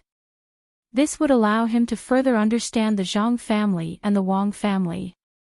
This afternoon, he had already struggled in the water. It was not easy to control his body to make large movements in the water while shouting for help. Then he got on the ship. It would be a lie to say that he wasn't worried. Even if he was prepared to be killed at any time, he didn't want to die quickly. Otherwise, he would be really stupid. After tossing around for a while, he was also checked inside and out. Even his teeth were not spared. What was even more infuriating was that whoever checked his lower body used too much strength. It still hurt even now. When he was finally done and started to eat, he realized that he was eating dinner, not the time between lunch and dinner when he said that he was hungry. The other party considerately came over and asked him what he wanted to eat. He even held a book. Oh, it was a menu. There were thousands of dishes in it and asked him to choose. Just looking at the menu was enough to make him dazzled. He finally chose a few dishes. When the dishes were served, he realized that the amount was too large. The other party said that he must eat all the dishes he ordered. Otherwise, it would be a waste and a heinous act. Then he could only eat. After eating, he realized that he was so full that he didn't even dare to move. Speaking of which, the doctor was really amazing. He could guess that she was stuffed, so he got someone to send over some medicine to help with digestion. Once she took it, it really did help with digestion. Originally, she was stuffed, but now, she had diarrhea. After struggling for a while, it was already 4 in the morning. He finally wanted to sleep for a while, but what kind of cabin was this? Could they not make the wooden boards between the cabins so thin? In the end, he heard voices. Now, there was still voices. It was endless. Hu Liang lay on the shop and thought. At the same time, his ears couldn't help but listen to the movements of the 3 maidservants in the cabin next to him. Ask me another question. I love it when people ask me questions, okay? A maidservant's voice sounded. Hu Liang knew that the person who spoke was called Yi. When he first heard her speak, he felt that she was not bad. Her voice was sweet, but it was so sweet for 3 hours. Who could stand it? There was another one called Z. Together with you, who gave people problems, there were a total of 3 people. The 3 maidservants on night duty had just been switched over 4 hours ago. There was still 1.5 more hours before they had to switch over to sleep. This was what they said. It meant that the maidservants of the Zhang family and Wang family would change shifts for 6 hours. It was very short. The maidservants of other families usually didn't receive such treatment. Occasionally, they would take a break. If the master found out, it would be a big deal. The treatment was good. No wonder they were all loyal. He noted this down, even if it was fake. All right. Yi, you're always like this. I don't have many questions. Next time, if you want me to ask alone, I won't be on night duty with you. Tell me, there's a kind of leisure exercise. When the upper part is happy, the lower part is in pain. When the upper part exerts strength, the lower part is bleeding. What kind of exercise is this? When Hu Liang heard Yu's words, he wanted to curse. You're a girl, yet you're shamelessly asking such a question. Let me think. Don't tell me first. What kind of exercise is it? When the upper part is happy, the lower part is in pain. I can't think of anything. Just tell me. Yi Er's voice sounded. At this moment, Zi Er spoke, "You're so stupid. It's fishing, right? Only people with impure thoughts would think of something else. Yi Er, your face is red, yet you're still pretending that you don't know. Oh my God, my thoughts are impure. What kind of question is this? You're cheating me." Hu Liang smacked his head and mumbled. In the end, his voice was accidentally heard by the person next door. Yi Er's unique sweet voice immediately sounded, "Look at you, your thoughts aren't pure either. Eavesdropping on us. You're a man, yet you're thinking about dirty things all day. Tui, close your ears." Hu Liang opened his mouth and wanted to explain that the wooden plank was too thin. He thought about it and decided not to. With the help of his hand, he successfully closed his ears. As soon as he blocked his ears, he reacted. How could he listen if he blocked his ears? Like a thief, he quietly let go of his ears and perked them up again. This doesn't count. Who asked you, to think of something else? Another one. Good you, say another one. Yi Er's voice sounded again. Let's not talk about it anymore. Let's talk about something else. Tell me, did we really come here with Xiao Bei and the others to catch someone? I think we're going to Hangzhou to meet our relatives. You changed the topic and talked about something else. In my opinion, it's definitely not. Do you know? Xiao Bei and the others want to go to Jiangzhou. There's going to be a railway passing by there. Xiao Bei and the young masters are going to open a shop. The officials in Jiangzhou are really bad. I heard from Madam that there's going to be trouble in Jiangzhou. It was young Master Xiao Bao and young Lady Cuckoo who told Madam that many people will die this time. You definitely don't know what the bad guys want to do in Jiangzhou, no, Jiangnan West Road, right? It's scary to say it. They've set up a big trap there that involves all kinds of things. Fortunately, young Master Xiao Bao and young Lady Cuckoo have already come up with a plan to deal with it. When Hu Liang heard this, he shivered. He pressed his ears against the wooden plank and narrowed his eyes at the same time so that he could hear more clearly. I really don't know. What is it? You tell us. We promise not to tell anyone else. Yes, sweet voice sounded. Actually, it doesn't matter if others hear it. Before dinner, young Master Xiao Bao sent a message saying that he wants Hu Liang, who is new to the ship, to listen to our secret and find an opportunity to let him go. He wants him to spread the news so that young Master can beat us at our own game. Not to mention anything else, young Lady Cuckoo's army has already made a move. Even the Emperor is not idle. Our Tang Empire is going to make a big move and catch all the bad guys in one fell swoop. You continued. Hu Liang felt very depressed when he heard this. He really couldn't tell if you was telling the truth. If it was true, it meant that the other party had 3 maids. They were probably telling him. What was their purpose? But it was fake. His people were indeed going to make a big move. He just didn't know where Wang Wan's army was sent. What kind of big move was the Emperor of Tang Empire referring to? At this moment, Zi asked, if we tell Hu Liang directly, will he believe us? Why don't we speak louder? He's next door. I believe he can hear us. We've completed the mission, right? Guess, did he cover his ears? Impossible. It was the sweet voice again. I know what kind of person he is the most. He eavesdrops on a girl's conversation. He's so flirtatious. He pretends to be honest on the surface, but he's so flirtatious in his heart. If you don't believe me, why don't we ask him? Hu Liang, did you hear that? If you didn't, snort. If you did, knock on the wooden board. Hu Liang gritted his teeth and persisted.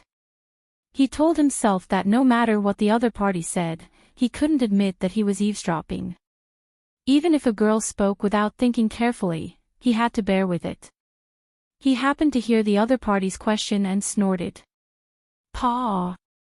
A crisp sound rang out. Hu Liang had slapped himself. Look, he heard it. He's snorting.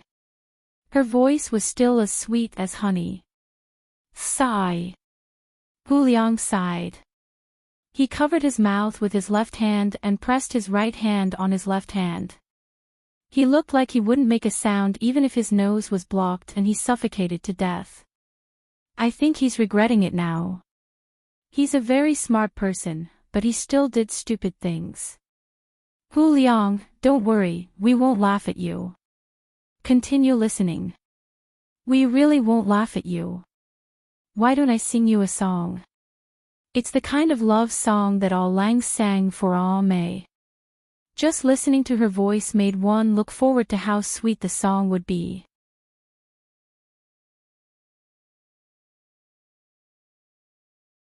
Chapter 1047. Hu Liang did not know how he got through the night. The voices in the cabin next door did not stop from evening to dawn. He collected a lot of bits and pieces of information, but he did not know which was true and which was false. The person next door deliberately told him the news.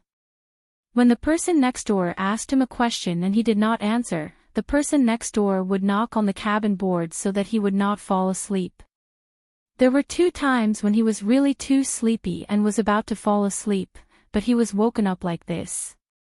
Young Master Hu, you're awake. Come with me to wash up, breakfast is about to begin.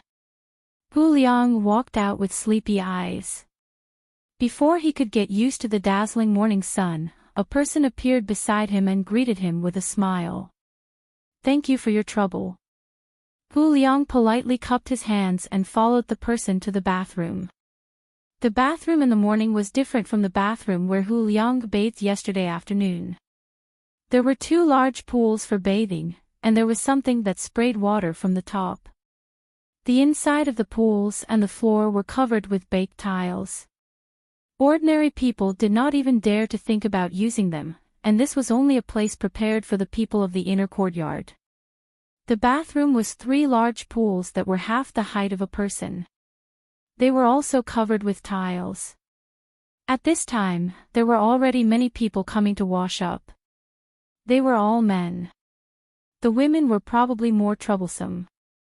There was a row of mirrors in front of the pools.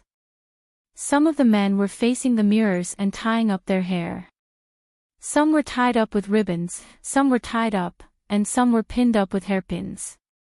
Young Master Hu, here are your toiletries. The person who led Hu Liang here opened the cabinet in the bathroom and took out a thin porcelain box. He turned around and handed it to Hu Liang. Hu Liang gently opened the box. There were a few things inside, most of which he recognized. There was a toothbrush with a brown handle, a tube of aluminum toothpaste, a towel made of pure flour, a tea-scented soap, a tube of something similar to toothpaste and tea for washing his face, a razor and a comb. There was only a very small and long scissors. He did not know what to do. He looked around and found that someone was using the scissors to cut his nose hair. He could not help but chuckle and muttered, just pull it out. Why bother to cut it? Men are not like men. That person didn't say anything immediately. When Hu Liang started washing his face and the other party finished cutting his nose hair, he turned his head and said to Hu Liang with an unfriendly expression, after you're done washing up, we'll go out and fight. What for? After wiping his face, Hu Liang asked in surprise. I'll let you see who's not a man. I'll fight you with one hand. If I can't beat you down within 3 moves, I'll voluntarily quit the Seedling Protection Team. I'll take off the Seedling Protection Team's logo and throw it into the river. The man pointed at the rice seedling logo on his chest. Ugh! Hu Liang estimated the fighting strength of both sides. While squeezing toothpaste into the toothbrush, he said, "Why bother? Actually, pulling is really more convenient than cutting. I've always used the pulling method." Ignorant. It will grow and become thicker after it is plucked out. At that time, it can only be used to block stones and not dust. I don't think you dare to fight one-on-one. Humph. The members of the seedling protection team left after they finished speaking. Hu Liang began to brush his teeth vigorously as he stared at himself in the mirror. His gaze was unfriendly. After brushing his teeth and preparing to shave, he carefully observed his surroundings and continued to mutter, "Do you think I'm afraid of you? You're just brave and ruthless. I'm a think tank." After shaving twice, he stopped to look at the razor and muttered, "Good stuff. The inner courtyard special provision is really extraordinary. Let's shave. I didn't shave before and let it grow on its own." Zhang Xiaobao and Wang Wan said that only rich people can grow beards. Ordinary people grow beards that delay work and grow parasites. So troublesome. After Hu Liang finished cleaning up, the person who led the way just now called him again, "Young Master Hu, follow me. What do you want to eat? Do you still have the smoked chicken from yesterday?" Although Hu Liang was full last night, he still planned to eat. Last night, not counting other things, he ate 2 smoked chickens alone. Fortunately, they were semi-big chickens that were specially raised for a short period of time for the sake of tenderness. Meat chickens and egg-laying chickens had not been fully cultivated and needed many generations of cultivation. Zhang Xiaobao and Wang Wan were already working hard to do this. The person who led the way glanced at Hu Liang. Wei Wei shook her head and replied, "There's no whole chicken. There are cold plates made of bits and pieces. If you want to eat meat, there's cold shredded chicken made of chicken breast meat. Once you've decided, you can't change it. It's shameful to waste basic food. It doesn't matter whether you spend money or whose money you spend." Hu Liang understood the hidden meaning in the other party's words. He estimated that there was something better. If he chose chicken meat, he would miss out on good things. He said, I know. Zhang Xiaobao said that only poor people would order a table of cheap dishes. They would buy steamed buns that cost 100 strings of coins and throw them away because they couldn't afford a dish that cost 1,000 strings of coins. Wait, let me see first. I'm not busy. When they arrived at the restaurant, Hu Liang was proud of his wisdom. He opened the breakfast menu. There were 30 kinds on one page and a total of 12 pages were listed. While he was dazzled, Hu Liang found it difficult to choose. He wanted to eat everything he saw. He scratched his head and asked the person who led the way, "What do you want to eat?" "A bowl of bean porridge, 3 pies with pork fillings and 3 cucumber and egg fillings, half a plate of radish pickles and half a plate of garlic and cucumber." "That's all," the person who led the way answered. Hu Liang thought about the taste and shook his head. He asked again, "What did Xiaobei eat this morning?" "I don't know. Let me ask." The person who led the way turned and left.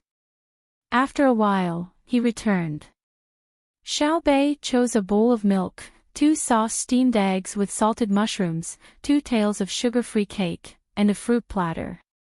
That's all. Why didn't she eat fried eggs?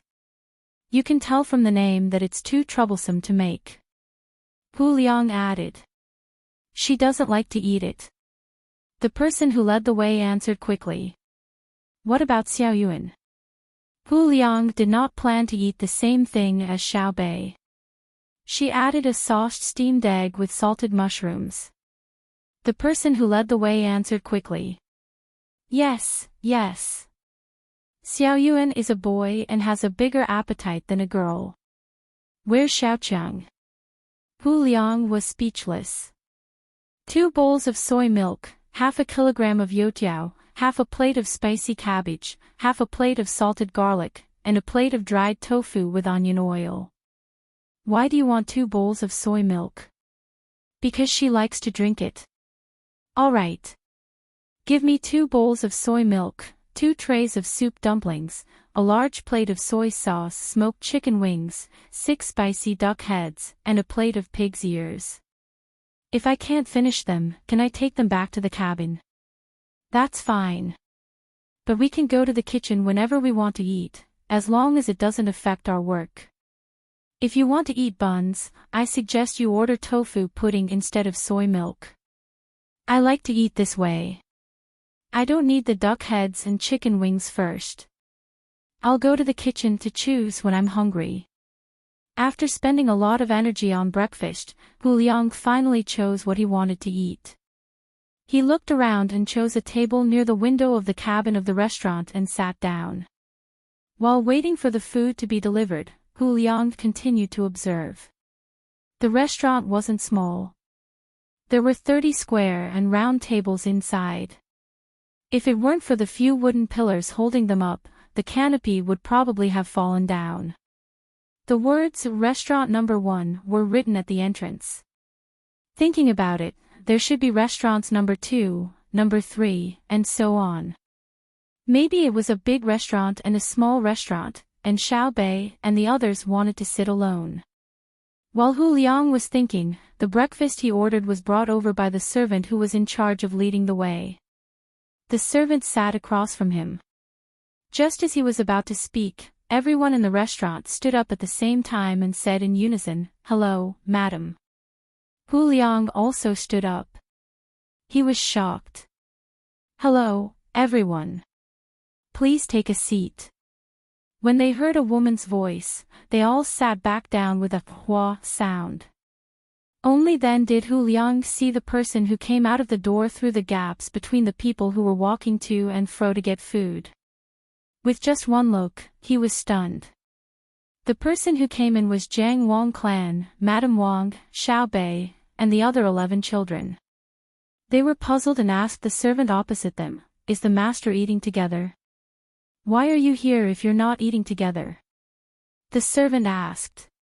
"What I mean is that the master needs to have the identity of the master.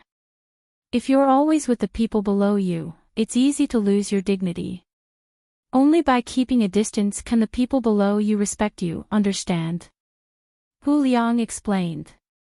"Madam has already kept a distance. She usually doesn't joke with us. Only Xiao Bei likes to joke with us, but how can we dare to think that she's easy to bully? Do you understand?" The servant replied. "That's too casual." Hu Liang insisted on his opinion. "If you keep talking about it, I'll chase you off the boat. No, I'll lock you in a small dark room. It's safer to eat together. If there's any danger, the people around you will be your cover." The servant was obviously angry. Hu Liang raised a hand and signaled for the other party to stop talking about this topic. He lowered his head and began to eat. As he ate, he realized that other than the sound of eating, the restaurant was very quiet, so he raised his head again to look. He whispered to the servant in front of him, "To be honest, if you guys go to a big family, the treatment you get is much better than the Zhang clan and Wang clan. For example, if you get 10 strings of cash a month in the Zhang clan and Wang clan, you can ask for 10 strings of cash a month. If you go to a big family, you can ask for 10 strings of cash, which is 100 strings of cash, and people will fight to get you." "Really?" the servant asked in a low voice. "Of course." Hu Liang nodded. "Can you introduce me to a big family?" the servant asked again. Hu Liang shook his head in disappointment. "I'm just kidding. I thought you would scold and refute me. Who doesn't know the benefits of being in the Zhang clan and Wang clan? The monthly salary is only a small part of it. The real benefits are the stability of the family and the other benefits. For example, if it's a meal, other than you, who else would let you choose from hundreds of different kinds of food? You see, if I want to join the inner courtyard of the Zhang clan and Wang clan, is it difficult? Not difficult at all. Hu Liang was very happy to hear the reply, but he was surprised because the voice came from behind him, and it was a child's voice. Hu Liang turned his head and saw Xiao Bei standing there with a piece of watermelon in her hand. He took a deep breath and slowly exhaled, asking, "Why don't you walk?" "Because I'm wearing soft-soled shoes."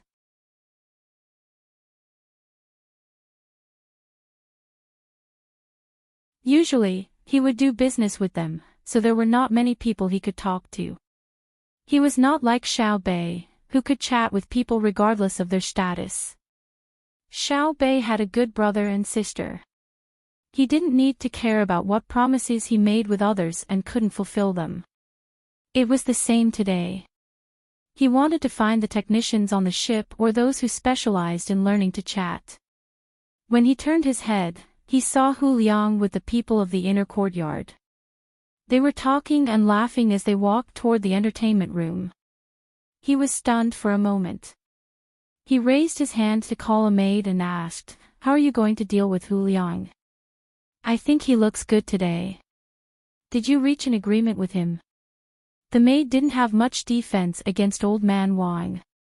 She replied, "He didn't sleep well last night. He forced himself to stay awake. He will probably fall asleep when he plays the game later. We can't have any agreement with him. We don't kill him now because he is still useful. When he's no longer useful, we'll have to see what young Master Xiaobao and young Lady Cuckoo want to do. I reckon that the two of them won't kill Hu Liang. Instead, they'll give him a new identity and train him so that he can continue doing what he's doing now." Old Man Wang thought for a while and understood. If Hu Liang was kept alive, others would feel uncertain. Especially when they saw that Hu Liang was treated well on the ship, they would think that he had betrayed the organization in exchange for benefits. And Hu Liang couldn't commit suicide himself. He must find a chance to spread the news. This was the time for the two sides to compete with wisdom and courage to see who would be better. "I will also go to the entertainment room to have a look. Unfortunately, I can't play gateball. When I was in Hangzhou, I had nothing to do, so I played gateball. But I can only play it once every 10 days. Everyone else is busy."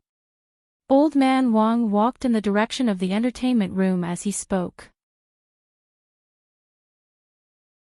The maid thought for a while and said, "Steward Wang, you shouldn't go to the entertainment room now. You should go to the infirmary. Yesterday, when young Master Xiaobao sent the news, he said that you should go to the infirmary to have a look. Then you can be nursed back to health. You can't eat 3 meals a day now. You have to eat at least 4 meals a day. You must have snacks a few times in between. You have to eat less every meal and eat more every day. You have to follow special procedures to maintain your health. I am already so old, and I have seen Xiao Bei and the others. Even if I die tomorrow, I will be satisfied. Xiao Bei is so smart. I don't know how to teach him. Xiao Hai is also good. He has the style of a master in the family, especially since he usually doesn't talk. I think he will be better than Xiao Bao in the future." Old Man Wang still walked in the direction of the entertainment room. He looked stubborn. The maid didn't stop him, but followed him. She said as she walked, "Yes, if I had a younger brother and sister like him, I would have no regrets if I died tomorrow. But if I could live, wouldn't it be better? The longer I live, the longer I can take care of them. If they cause trouble outside, I can also help. Our family designed a life with rules. It's not a rigid rule, but a very flexible one. Ordinary people can't enjoy it. In the imperial court, people below the 5th rank and under the age of 60 are definitely not given a hand." Old Man Wang stopped walking at this time. He stood there and thought for a while. Then he asked, "Where is the infirmary?" Xiao Bao, Xiao Bao. Cuckoo, where is she? This emperor has a good idea to tell you. Where is she? While Zhang Xiaobao and Wang Wan ran to the observation deck to enjoy the scenery, Li Longji ran into their room and walked around. After coming out, he stood below the observation deck and shouted. Let's go down. I don't know what he's thinking of again. Can't he see that the two of us are enjoying some alone time here? When Zhang Xiaobao heard the voice, he looked down and saw Li Longji looking up. Opposite him, Wang Wan said with a smile. I guess it's about the people's livelihood. He's recently become addicted to this kind of thing. He always wants to achieve communism one step at a time, communism under the control of imperial power. Wang Wan said as she climbed down. As soon as the two of them came down, Li Longji began to complain, look at the two of you. Why didn't you tell me that you were going up there? You made it difficult for me to find you. If you want to go somewhere in the future, you should tell your majesty first. Or, you should send someone to wait for your majesty at the entrance so that your majesty doesn't have to ask twice. Zhang Xiaobao didn't believe that Li Longji would spend a long time searching. Basically, he would know where he and Cuckoo were the moment he asked the second person. Sure, it's not that troublesome. Xiaobao, what did I think of? Li Longji seemed very excited, as if he had a good idea waiting for Zhang Xiaobao to ask. Zhang Xiaobao played along and asked, Your Majesty, what good idea did you think of this time? Quick, tell this subject. Next time, you have to be more professional when you pretend. Just by looking at your expression, I can tell that you don't mean what you say. However, this time, this emperor really did think of a good idea. It's an idea that can help the people in need when the rich people in the village are too busy. Li Longji didn't lose interest because of Zhang Xiaobao's perfunctory words. He waved his arm and looked like he was giving advice. Zhang Xiaobao didn't respond to Li Longji's words. Instead, he looked at Wang Wan. Wang Wan and Wei Wei nodded and said, Your Majesty, did you think of this idea? If a village needs help, for example, if there's a family that doesn't have enough manpower, other than the old and young, you can ask the other villagers to help. When the time comes, you will give them a certain amount of benefits, such as reputation or worthless awards. Isn't it similar to how merchants sponsor schools? Ah! Wang Wan's words shocked Li Longji. He asked in confusion, Cuckoo, how did you know? Didn't you and Xiao Bao always say that when building a material civilization, we can't forget about building a spiritual civilization? Otherwise, once there's a deviation, it'll be very difficult to change it back. It'll take years, decades, or even decades to hundreds of years before the people can regain their confidence. This emperor thought that when it comes to the spiritual side, which is also the moral side, we naturally have to start from the most basic social structure. A village is just right. What do you all think? After saying that, Li Longji stared at Zhang Xiaobao, afraid that Zhang Xiaobao would say something against his idea. This was how interesting the world was. The more one was afraid of something, the more likely it would happen. If it was someone else, they might say something against their will to please Li Longji. However, Zhang Xiaobao definitely didn't care about Li Longji's feelings, especially when it came to the people's livelihood. After hearing Li Longji's words, Zhang Xiaobao didn't consider Li Longji's feelings at all. He directly said, Actually, after this year, I'm thinking of taking over the matter of merchants sponsoring schools so that the merchants don't have to continue investing. The funds required for the schools will all be taken care of by Your Majesty's money in the bank. Honestly speaking, the amount of money invested in the children isn't too much, and our great Tang can still bear it. Great Tang needs the people to have a conscience and guide them to a better direction, but it doesn't mean that we should push the responsibility to the people. The people have already paid the taxes, so why should we make them pay more?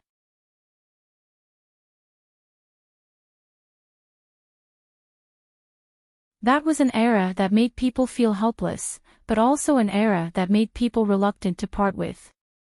As he thought of this, Zhang Xiaobao glanced at Wang Wan.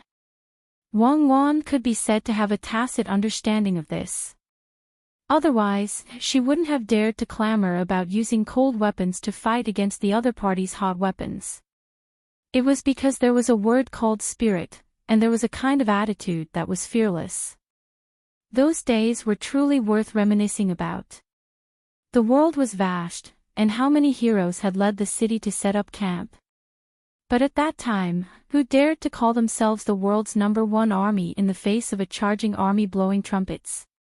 Wang Wan smiled, a smile of pride unique to soldiers.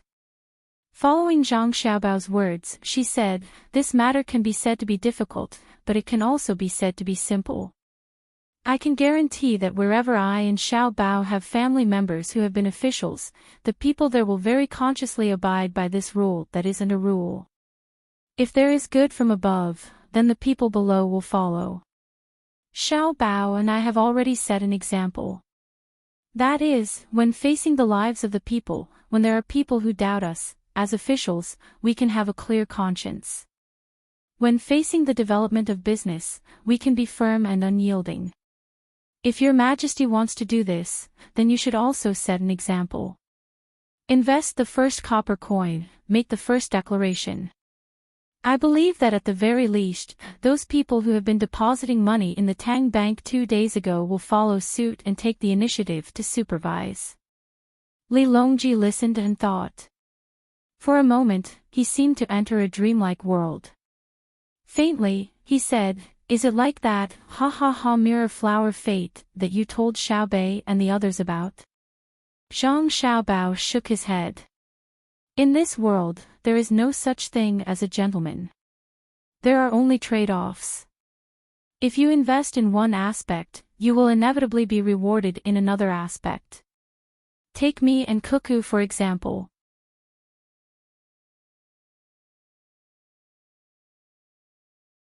When the people are relieved and get used to it, we can find the top 100 merchants on the list of top billionaires and ask them to put the boxes in their shops."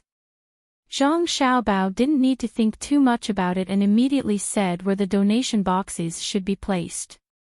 When Li Longji heard this, he nodded repeatedly. "Yes, there's a place. So Xiaobei and the others' candy houses can be used like this. Doesn't that mean that in the future, we can use them anywhere that is similar?" Li Longji was happy. He believed that once this matter started, it would definitely achieve good results. When the time came, he would let 100 capable merchants take charge of this matter. Those merchants would definitely not take the risk for a small amount of money.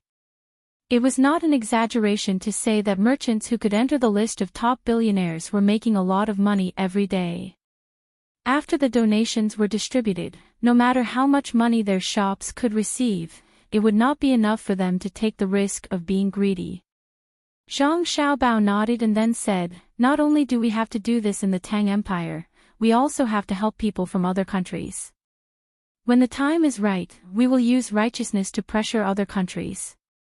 Even if their country's productivity is not good and their national treasury's income is not enough, we will use this banner to promote them. If they donate to us, we will use it. A portion will be directly used to improve their people's lives, and the other portion will be used to support their political opponents. If they think that they are smart and set up such a donation box, we will secretly investigate them. I believe that in a situation where their productivity is not high enough and their education cannot keep up, there will definitely be people who will use this money for other purposes. We will do our best to publicize this matter and criticize them. Then, we will encourage their people to rebel. This way, when we attack them again, their people will support us and think that we represent justice." When Li Longji heard Zhang Xiaobao's words, he unknowingly broke out in a cold sweat. This Xiaobao was really too evil. As long as there was a resource that could be used, he would use it to harm others. However, this was also what he liked, so he nodded and said, "Then let's start with Xiao Bei and the others' candy houses. We hope that one day, wherever the Tang empires will goes, the local people will overthrow their government and then welcome the Tang empire's dragon grace." While Xiao Bei and the group of children were still learning, they received a telegram from their emperor uncle. Xiao Bei was the first to take it and read it to the others.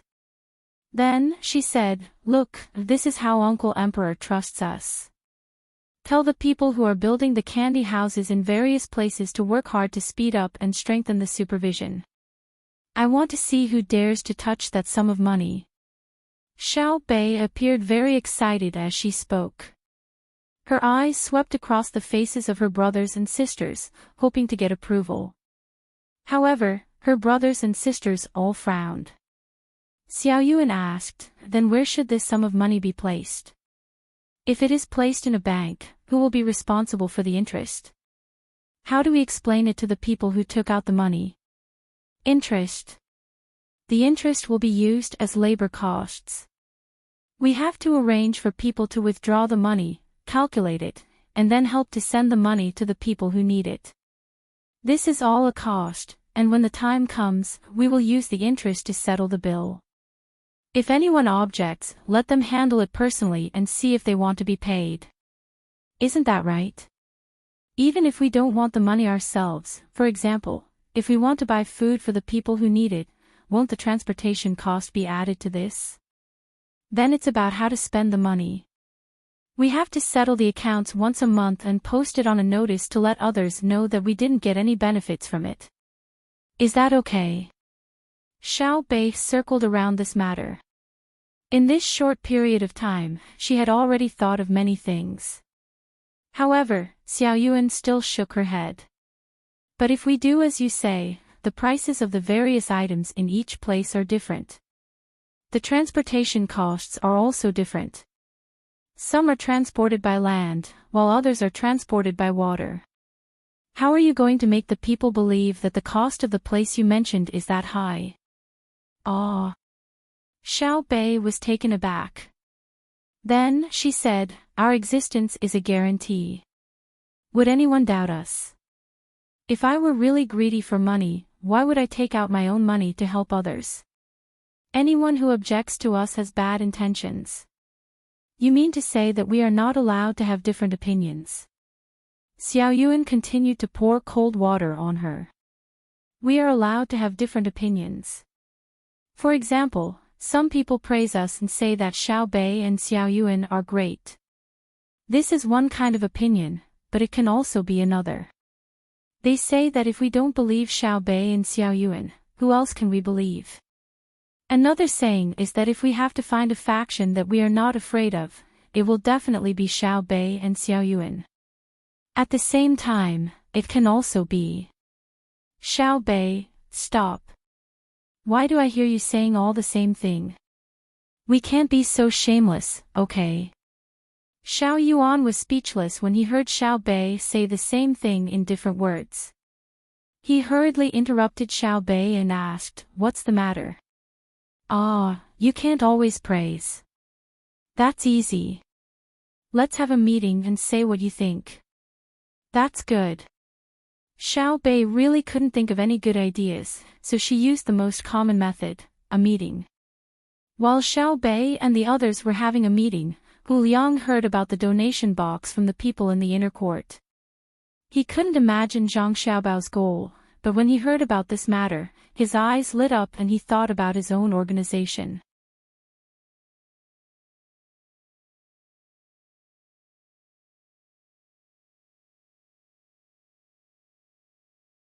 Chapter 1048.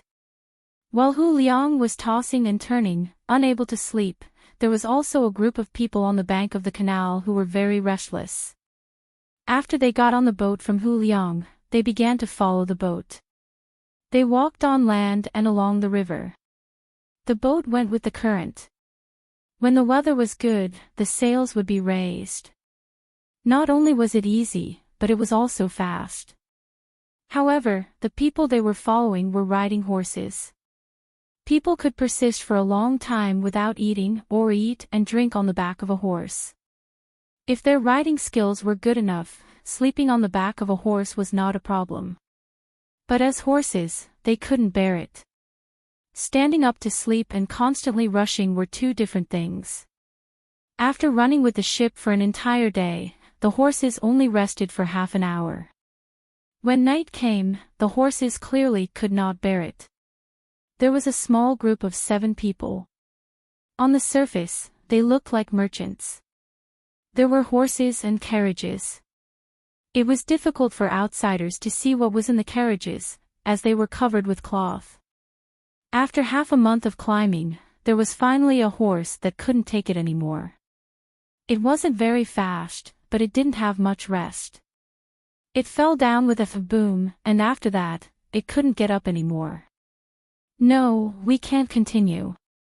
Otherwise, the horse will die of exhaustion, and we will not be well. A person who had just been riding a horse was now lying on the ground. It was much warmer here than in the capital. Not only were the weeds on the riverbank showing 2 inches of their bodies, even the nearby trees had sprouted new buds. The person who spoke just happened to be lying on the grass. A lot of the grass was pressed down, and he was panting. It was unknown whether it was because he was tired from riding the horse or because he had just fallen. "Third brother, it's a sunny day today. You should get up quickly to avoid catching a cold. Eighth brother is really too much." He said that when he got on the boat, he would think of a way to ask for information and then send it to us. Now, I see him playing with others on the deck, but there is no news at all. I really don't know what he is thinking. Another person said to the person lying on the grass.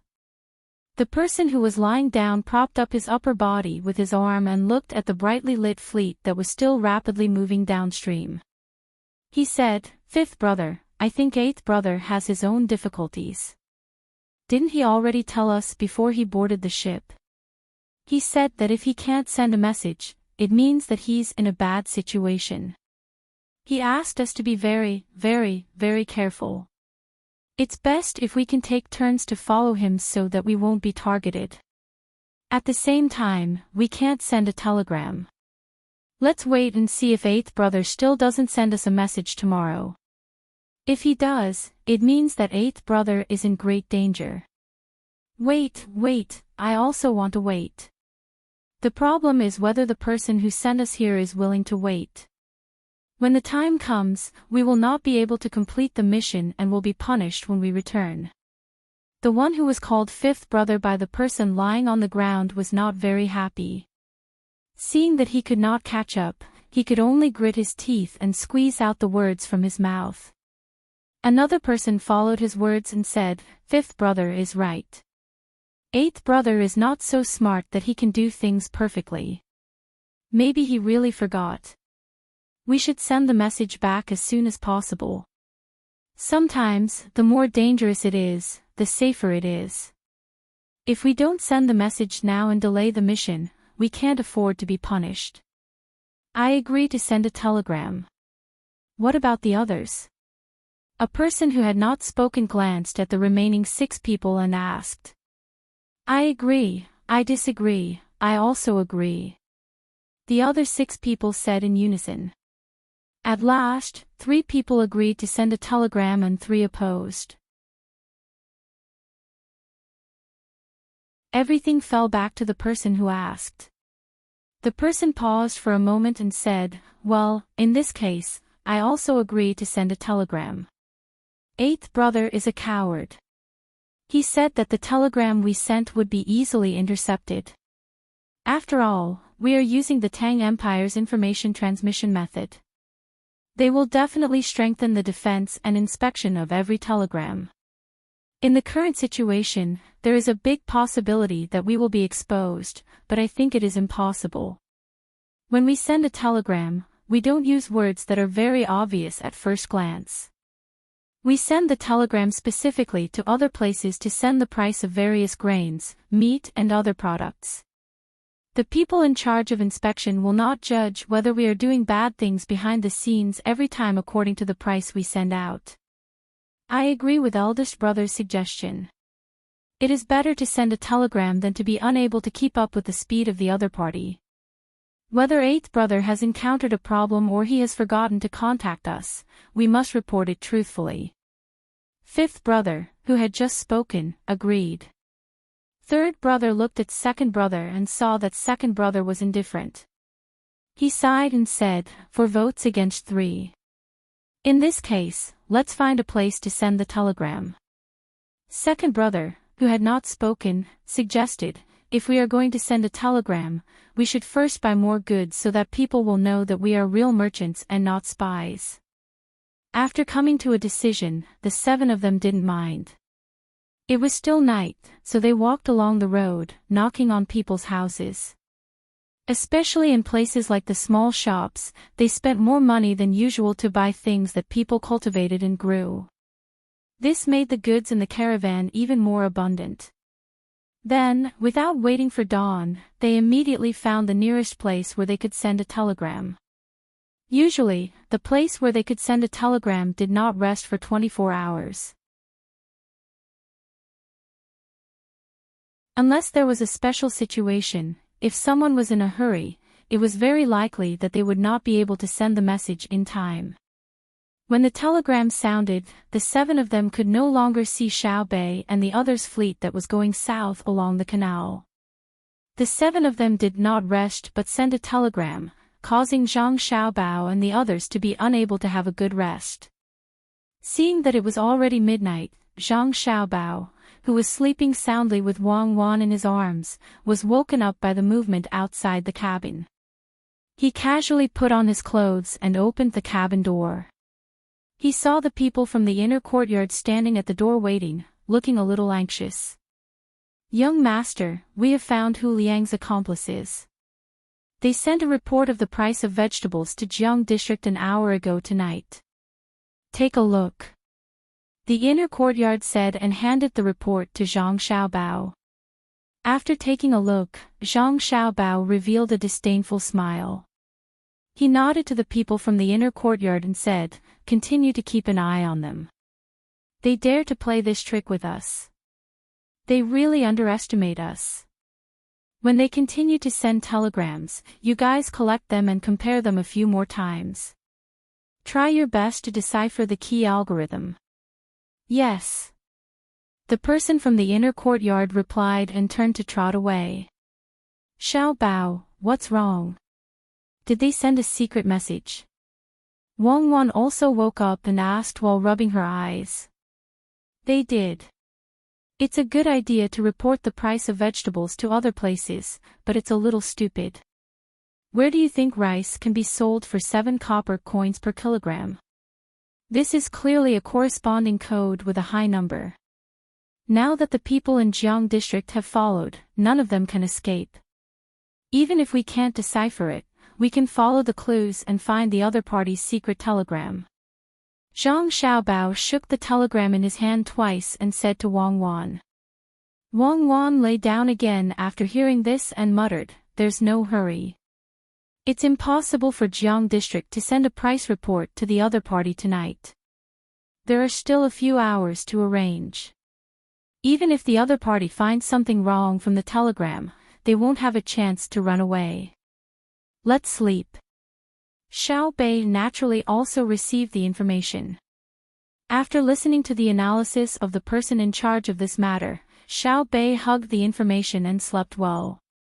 At dawn the next day, when Hu Liang was about to freshen up again and go to eat, the person from the inner courtyard who led the way yesterday came over with a piece of paper in his hand and said to Hu Liang, "Young master Hu, last night, we received a telegram from someone else. Oh, it's an interception.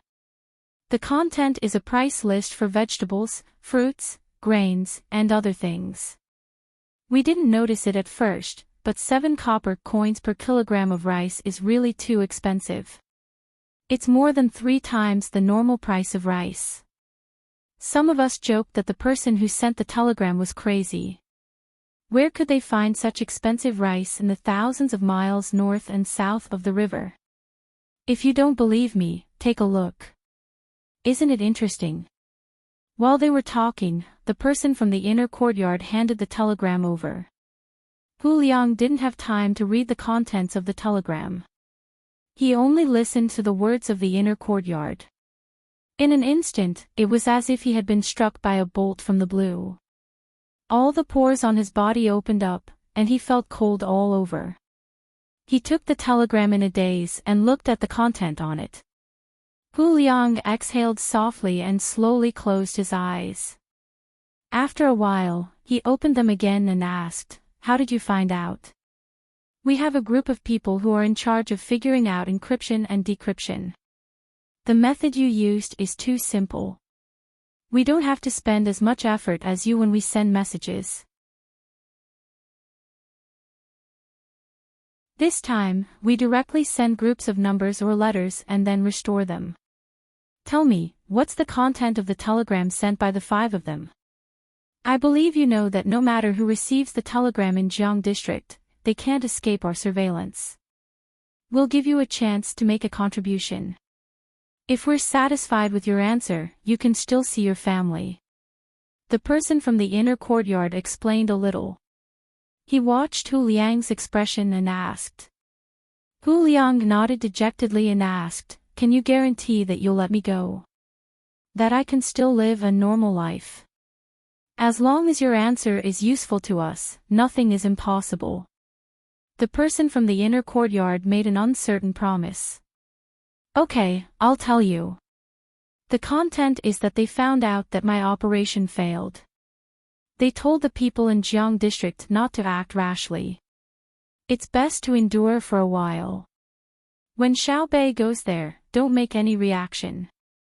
Hide in the dark and don't be exposed. However, I reckon that the people of Jiang Province might not completely listen to the 5 of them. They will still send out men of sacrifice to assassinate Xiaobei instead of not leaving any traces behind. As for the rest, I can't guess. Unless you can provide me with new information, I can help you analyze it." Hu Liang looked like he had lost his fighting spirit. After he finished speaking, he squatted there and looked at the tiny gap between the deck and the wood. He was in a daze. The person from the inner courtyard nodded and said to him, "Okay, I'll report it truthfully. As long as you sincerely repent, you'll still have a new life." After he finished speaking, the person from the inner courtyard left. A few other people were responsible for protecting Hu Liang and preventing any danger from happening to him. The person from the inner courtyard who got the information found Xiaobei and the others again. He shook his head and said, "He still didn't tell the truth. I said that they had 5 accomplices, so he followed my words." It seems that the management of this organization is very strict. Even if we found the person who received the information in Jiang District, we couldn't find their roots. Also, I judged that they didn't know that we were going to Jiang District. If there was an ambush, it would probably be in Hangzhou. Otherwise, Hu Liang wouldn't have emphasized the assassination in Jiang District. He got the information from the maids in our inner courtyard yesterday and the night before yesterday. Xiaobei and the 9 children looked at each other and nodded at the same time. Xiaobei said, "It's fun. It seems that Hu Liang is not an ordinary person. Tell brother and sister. We'll speed up and not give them too much time to react." After this incident, Xiaobei's fleet suddenly sped up. Hu Liang was no longer able to obtain any useful information from the servant girl next door. As a result, on the 3rd night after he was on the ship, he once again suffered from insomnia. 3 days passed by as the wind blew and the clouds moved. In Jiang District, as analyzed, the person who received the information did not immediately contact others. It was a woman. To be precise, it was an old woman. She had 2 houses and a small courtyard where she had just sowed seeds. The person who received the telegram was her. At the same time, she added that she should pass it to her son. However, the intelligence personnel of the Zhang family and the Wang family could not find out her real identity, let alone where her son was. The only record was the local government's household registration. Her surname was also Hu. She had 3 sons, Hu De, Hu Er, and Hu San. However, the household registration could not record anything in her family. Therefore, it was difficult to figure out whether her son existed or where he was. For the past 3 days, the old woman surnamed Hu lived a very regular life. In the morning, when the sun was about to rise, she would get up and go outside to get a bucket of water from the well to freshen up. Then, she would go outside to eat a bowl of noodles in the pastry shop. After that, she would slowly walk by the local river. At noon, she would go to another restaurant to eat wontons. In the afternoon, she would continue to walk by the river. In the evening, she would randomly find a stall selling food on the street and buy 2 steamed buns. When she returned home, she would eat the pickles she made herself. And so, there was not the slightest change. The people monitoring her did not see anyone visit her, and she never spoke much to others. The only time they could hear her talking was when she was strolling by the river. When she was tired of walking, she sat there leaning against a big tree, muttering words that could not be heard clearly as she looked at the flowing river. This news quickly spread to Zhang Xiaobao's ship. After Li Longji saw it, he was confused and asked, "Xiaobao, did you target the wrong person?" Zhang Xiaobao chuckled and replied, "If she is not like this, then it is possible that we are targeting the wrong person. She is too regular, so it is not normal." "Cuckoo, are you familiar with her?" "Yes." When Wang Wan heard Zhang Xiaobao's question, she nodded and said, "Order, send someone to watch that tree. At night, secretly go and take a look, but do not make any noise. Also, keep an eye on the surrounding houses."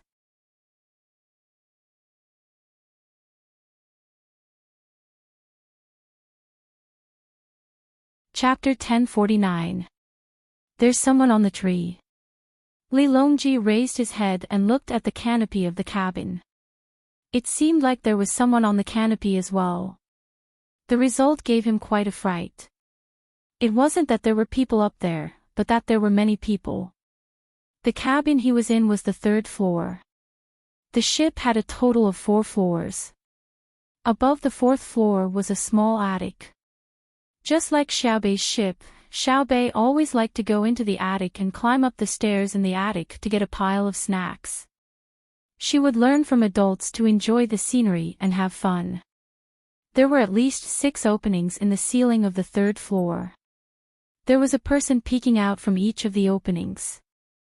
Looking at their posture, it seemed like they could jump down at any time. Li Longji glanced at the 6 people and didn't know whether to laugh or cry. He said to Zhang Xiaobao and Wang Wan, "Is there a need to be so strict? Looking at the situation, there really is someone on the tree. It's good that it's strict. I don't want to die from an assassination. I've always been afraid of death. There are many people who want to kill me. When Cuckoo and I were in Zhuangzi, what we liked to do the most was to dig tunnels, build walls, and use visual errors to create dark rooms." There was also, Zhang Xiaobao paused for a moment and picked up a dried fruit from the table. He shook his hand and threw it out. It hit a wooden pillar in the middle of the cabin and said, "Come out and meet me." With a creak, a door suddenly appeared on the pillar. It was pushed open from the inside and 2 people walked out, one in front and one behind. Li Longji stood up and stretched out his hand to push the 2 people apart. He peeked his head in to take a closer look and said, "Narrow, so narrow. When I am at night, won't I be very safe? Isn't that right, Xiaobao? Your Majesty, look carefully. These 2 people are under the control of my adoptive father. When you are at night, you will not be affected at all. Just like in the palace, the skylight will be closed at night." Zhang Xiaobao explained to Li Longji. Only then did Li Longji set his gaze on the 2 people who had come out. With just one look, he knew that Zhang Xiaobao was right.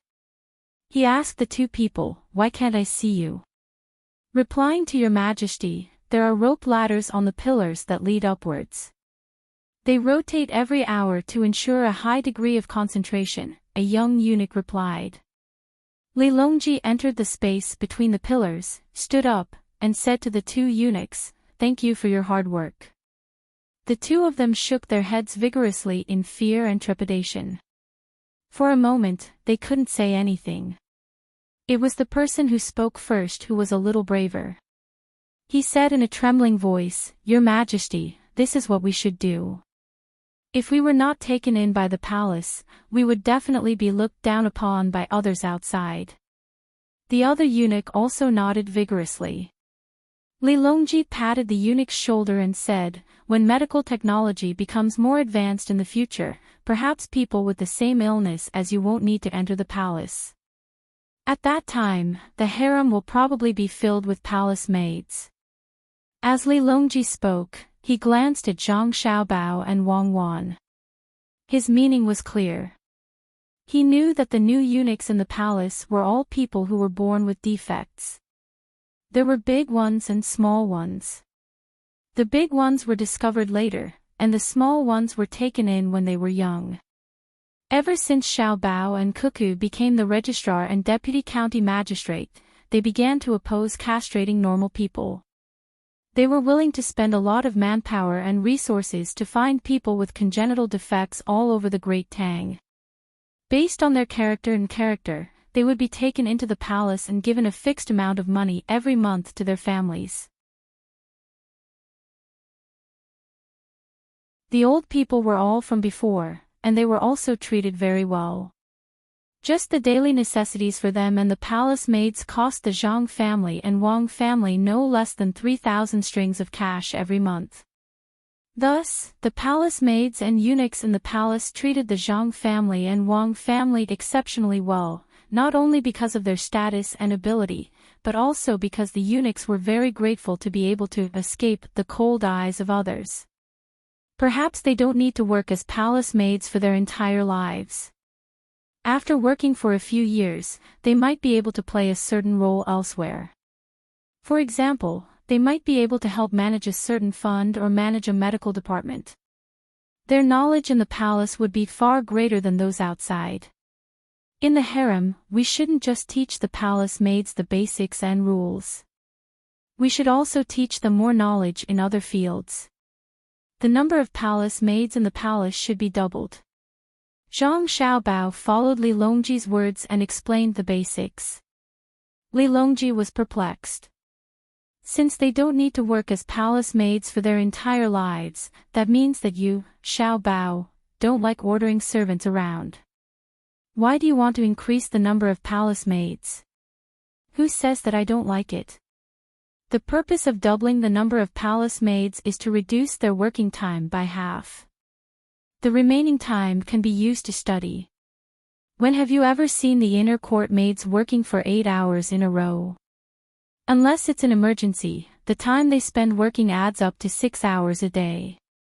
Even if they want to work, I won't allow them to do so as to reduce their efficiency.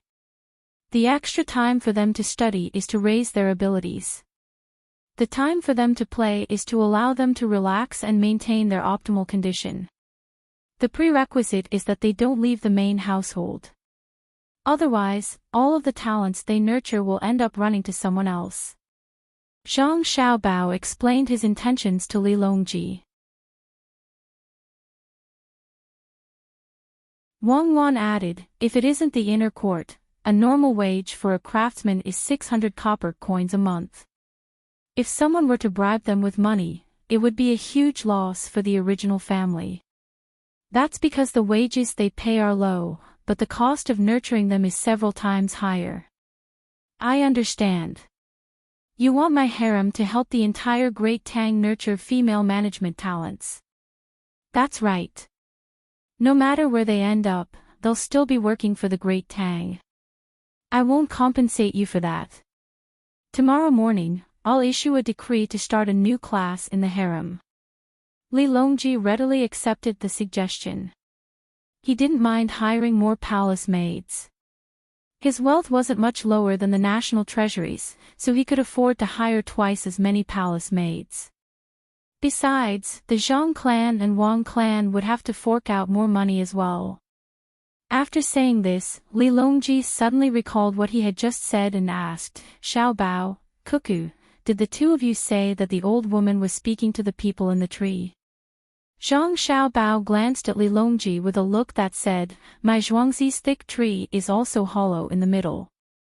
There's an underground tunnel that connects to other places, so the tree won't die if it's hollow in the middle. In truth, their spy system isn't perfect.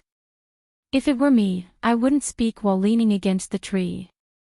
I would throw stones into the river, and the person who receives the signal would hide the net under the water. Then, they would compare the number of stones in the net. In fact, they could even go to a special place to buy things when they're strolling in the market every day. Then, they could arrange the distance and knot the knot according to different methods." "To think that it's that terrifying," Li Longji exclaimed in shock. However, Zhang Xiaobao shook his head and said, "This isn't the scariest method of secrecy. The scariest part is that the higher-ups are only in contact with her. In other words, she doesn't know who the other party is, nor does she know when the other party will appear.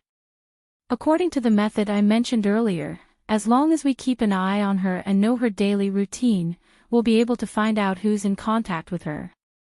The scariest method is cuckoo. The scariest method is that when she goes out to sell things, we'll know the way she walks, the way she arranges the goods, the order and angle of the goods, and even the quantity and price of the goods. She's able to pass information to others. The people who buy things and look at things change every day. It's impossible for us to keep an eye on all the people who pass by her stall. The only way is to capture her and torture her to get a full grasp of everything she knows. However, she doesn't know who her higher-ups are.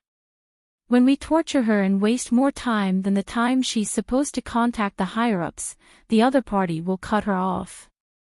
Even if we force her to use the same method to release information, we won't be able to catch her higher-ups." After hearing Zhang Xiaobao's hint, Wang Wan introduced another method of transmitting information to Li Longji. Li Longji was dumbfounded. In his opinion, the most suitable method of transmitting information was secret writing or transmitting information through telegrams that didn't seem to be relevant.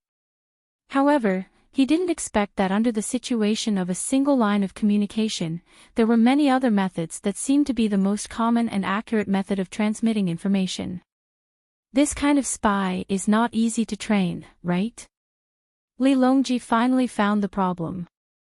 There were methods to use, but it was hard to find talented people. Yes, it's not easy to train them. At the same time, there's a high chance that they'll be discovered. Using the exhaustive method and the elimination method, we can still obtain useful information with a bit of effort. The process is a battle of wits and courage.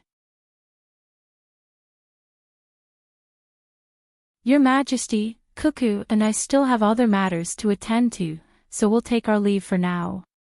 You don't have to think too much about it. Leave the dark side to me and Cuckoo." Zhang Xiaobao had to go back to work. Just as he said, he and Wang Wan were both from this kind of background.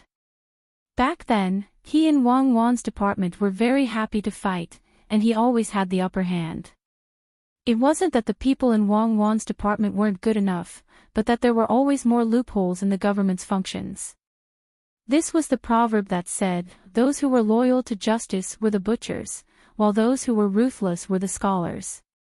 Of course, the most important thing was that the meteor squad of the Special Second Department couldn't possibly keep an eye on Zhang Xiaobao. He was just a swindler, and he had never done anything that directly harmed the people of the country. Unless the leader had nothing better to do and sent all the members of the meteor squad to specifically target Zhang Xiaobao, then he could only restrain himself, and restrain himself even more. He would hide far away and never show himself. But if that was the case, he wouldn't know what to do. Was it a confrontation? In a risky situation, to let the meteor squad shine, or to fail and be caught, no matter which one it wasn't the result he wanted. Because he felt that the Meteor Squad shouldn't shine because of him, he couldn't do it. Zhang Xiaobao seemed to be reminiscing and hypothesizing. His emotions were fluctuating like Weiwei's, and he seemed a little more melancholy. What are you thinking about? Wang Wan nudged Zhang Xiaobao with her arm and asked. Nothing, I was thinking about the past, and the Meteor Squad. Perhaps one day, when the Meteor Squad streaked across the night sky, I made a wish that I could find a wife that I was most satisfied with.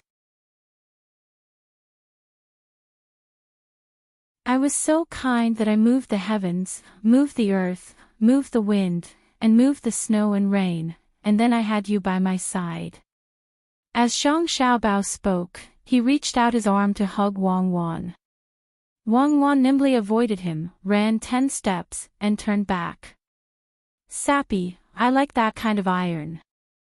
You have to change in the future. Iron is usually accompanied by sadness. Sappy is the happiness that everyone wants to have. Alright, according to the Sappy arrangement, I should chase after you.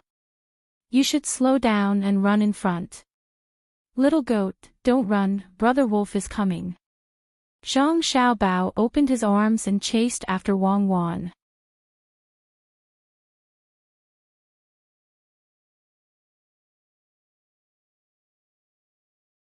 Chapter 1050. Young Master Hu, here's your steak, please. At noon, Hu Liang once again sat in the dining hall. The difference was that there was no one to serve him food. He had to go to the window to get it, just like everyone else. This was because Xiao Bei and the others also served their own plates. There were only 4 special people, the 2 matriarchs who were pregnant, and Pan Er and her sister. Hu Liang ordered the same things as Xiao Bei. A steak, a foie gras, a caviar, a glass of wine, and a plate of fruit and vegetable salad. After Hu Liang found out what Xiao Bei had chosen, he was very curious. He had been to Blue Sea's Silver Sand restaurant, Between the Clouds and the Water, and Sea Cloud Garden, which had fewer chain stores. Although he hadn't tasted every dish, he had at least seen most of them from the menu. However, he didn't know what Xiao Bei had ordered. Out of curiosity, he learned from Xiao Bei that the steak was not fully cooked, at most 90%. The person Hu Liang asked told him that Xiao Bao didn't allow his younger siblings to eat steak that was too fresh for fear of being unable to bear the smell of blood. Thus, Hu Liang thought that he could do it, so he ordered a medium rare one. When Xiao Bei saw the meat on his plate, he winked at the inner courtyard that was guiding him. He had a happy expression on his face, and the inner courtyard returned a smile. I'll see if he can eat it. Don't blame me if it's hot, although Big Brother never said that we can't eat it because it's too bloody. Xiao Bei looked at Hu Liang's table like a thief and said to his brother and sister at the same table. Yes, Big Brother doesn't let us eat it because he's afraid we'll burn ourselves. If we eat slowly, it won't taste good when it's cold. Otherwise, with our ability to eat raw seafood, why would we be afraid of a little bit of meat? Besides, steak isn't fishy. Xiao Yuan forked a fish and put it on his plate. He slowly cut it and talked to Xiao Bei. He didn't order a salad and wasn't used to the taste. Unless it was a special situation, he could bear to eat a few mouthfuls. How could Hu Liang know the reason behind this? He unskillfully cut off a piece of meat that looked red. Just as he stabbed it with a knife and brought it to his mouth, he suddenly leaned back and kept sucking in cold air. His voice was muffled as he muttered, "It's blistering. What the hell is this?" Using a knife and fork, it's something that our ancestors didn't use for many years. Taking it out again, it's so tiring to eat something. Young Master Hu, it's not a big deal to use a knife and fork.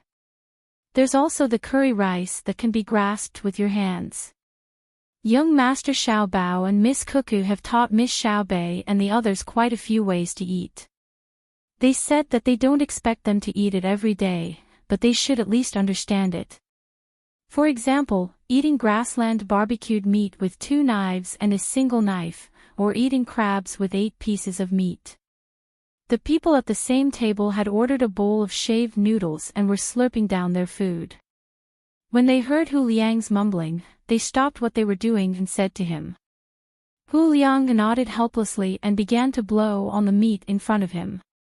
Wei Wei poked her head out and looked at Xiao Bei's table. She had to admit that their education was different from others. Xiao Bei and the others ate very skillfully and quickly. They gave off a very elegant and magical feeling. Looking down at the foie gras on the plate, she asked the person sitting opposite her in confusion, "Why don't you use big foie gras? I know a way to make the liver of poultry bigger. It's nothing more than force feeding. If you force feed it with distiller's grains, it will grow bigger. Our family doesn't allow that. Feed that harms the liver is absolutely forbidden to be fed to poultry and livestock. At the same time, we can't let poultry eat too much." The person in the inner courtyard opposite Hu Liang looked at Hu Liang with disdain. After he finished speaking, he lowered his head and continued to work hard on the food. Hu Liang was silent. He imitated Xiao Bei and the others and ate bit by bit. However, his mood became complicated. He knew a lot about the Zhang family and the Wang family. He knew that Zhang Xiaobao had the best grasp of seasonings and always cooked for his family. However, he didn't use too many seasonings. If he could bring out the original taste of the ingredients, he would do so directly. If it didn't suit the taste, he would only add a little salt. Now, it was said that his culinary skills had reached the point of perfection, and his requirements for food were higher. However, such a person actually didn't allow his family to specially feed special poultry. This meant that deliberately feeding poultry was not good for the human body.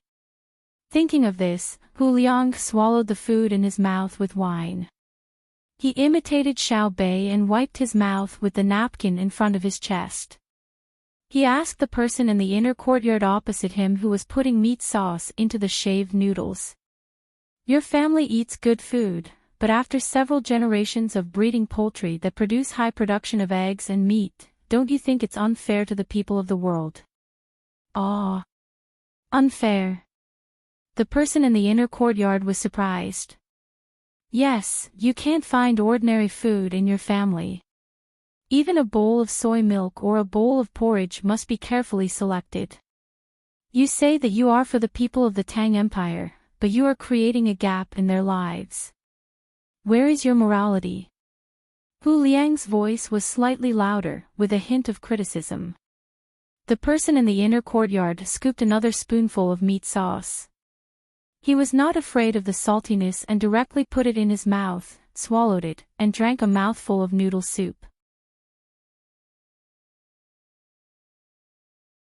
He narrowed his eyes comfortably and said to Hu Liang, "If my family doesn't eat like this, can the people eat it?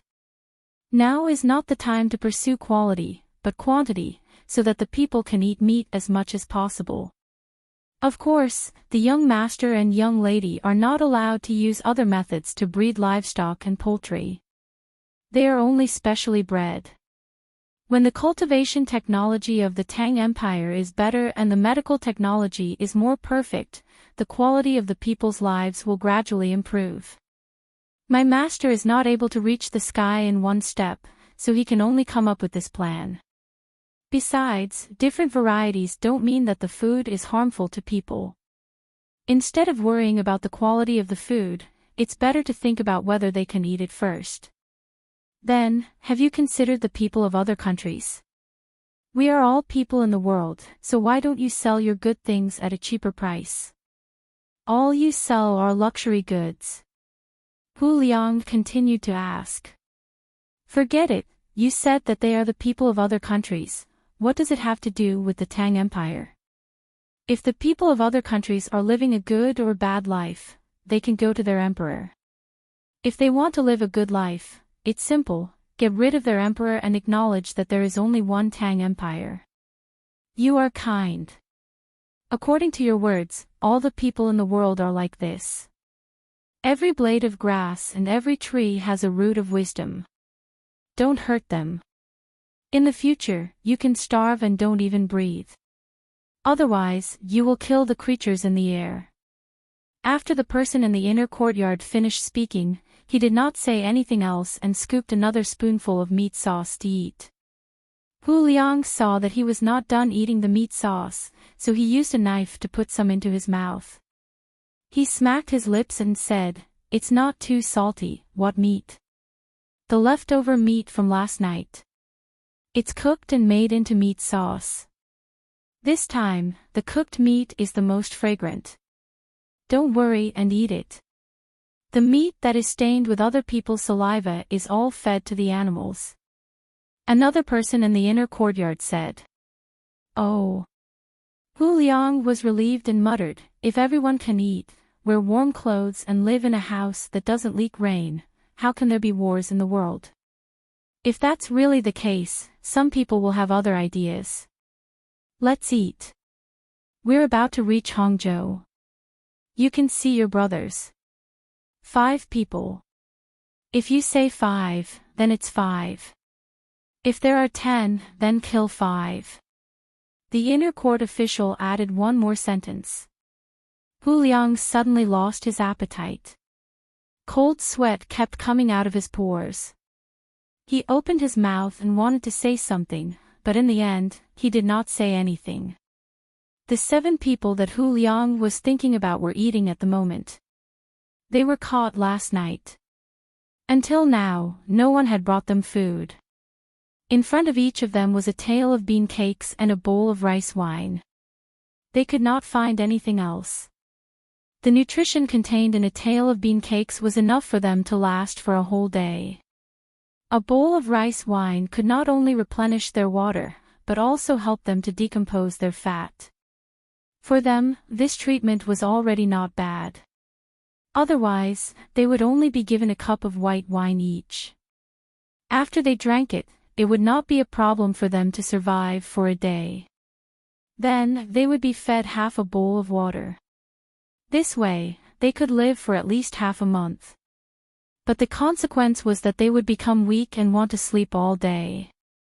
Even if they were not tied with ropes, they could not run away. Now, the treatment given to them was good. Their feet were tied together by iron chains. If one person wanted to move, he could not be far away from others. Seeing that the food was brought in, the 7 people in the cabin raised their heads almost at the same time. They looked at the person who came and put the food on the ground with hatred and turned to leave. "Big brother, do you know him?" Lao Wu, who was leaning against the cabin wall, glanced at the food and asked. The person who was called Big Brother shook his head. He looked at the food and sighed. He did not even want to talk. He stuck out his tongue and licked his sweet lips, but did not eat. It's troublesome if you don't know him. You can't guess which gang he is from. Even if you want to talk to him, you can't find anything to talk about. Lao Wu leaned forward. After being pulled by the iron chains on the other person's feet, he put his nose to the bowl and sniffed. Good wine, so fragrant. It's a pity that there are only bean cakes. It would be good if there were such a big piece of smoked meat. The smoked meat of the Zhang family and Wang family is naturally delicious. It's just that we don't have that luck. It's good enough that we have bean cakes and rice wine. Otherwise, what will you do if we starve for 2 more days? Lao San's feet were the closest to Lao Wu. Being pulled by the other person, he was very uncomfortable. He also leaned forward and said. Lao Wu stopped sniffing and turned his head. Using the weak light shining in from above the cabin, he carefully looked around and asked puzzledly, I've looked at this place more than 10 times. How do you know it's the Zhang family and Wang family? Other than them, who would come to catch us? Besides, we're in the cabin now. When the ventilation hole is blocked, I can't hear any other sound. This only proves that the cabin wall is thick and they used other methods. Now listen carefully. Do you hear the sound of water? I just don't know if Lao Ba is still alive. If he is, where is he? AI, the intelligence personnel of the Zhang family and Wang family are too good. I'm waiting for them. Lao San pulled the iron chains and let Lao Si beside him think. He reached out and took a piece of bean cake. He carefully touched it and said to Lao Wu. Lao Wu lowered his head and thought for a while. He finally understood and said, that guy also said that he had relatives in the palace who got chili and cooked meat for us to eat. It turns out that he put medicine in the food. That medicine has a taste, so he put it in the spicy and numbing food so that we can't taste it. When we fall, he will tie us up on the boat. Damn innkeeper, don't let me out. Otherwise, he won't be able to live another day. Ah, I'm so angry. You still want to go out? Don't shout so loudly. If someone hears you, they will block the ventilation hole. You will be stuffy and sleepy. If you are not careful, you will suffocate to death in the cabin. If you are hungry, eat one bite and chew slowly. Hide the rest. We don't know when the next food will be delivered.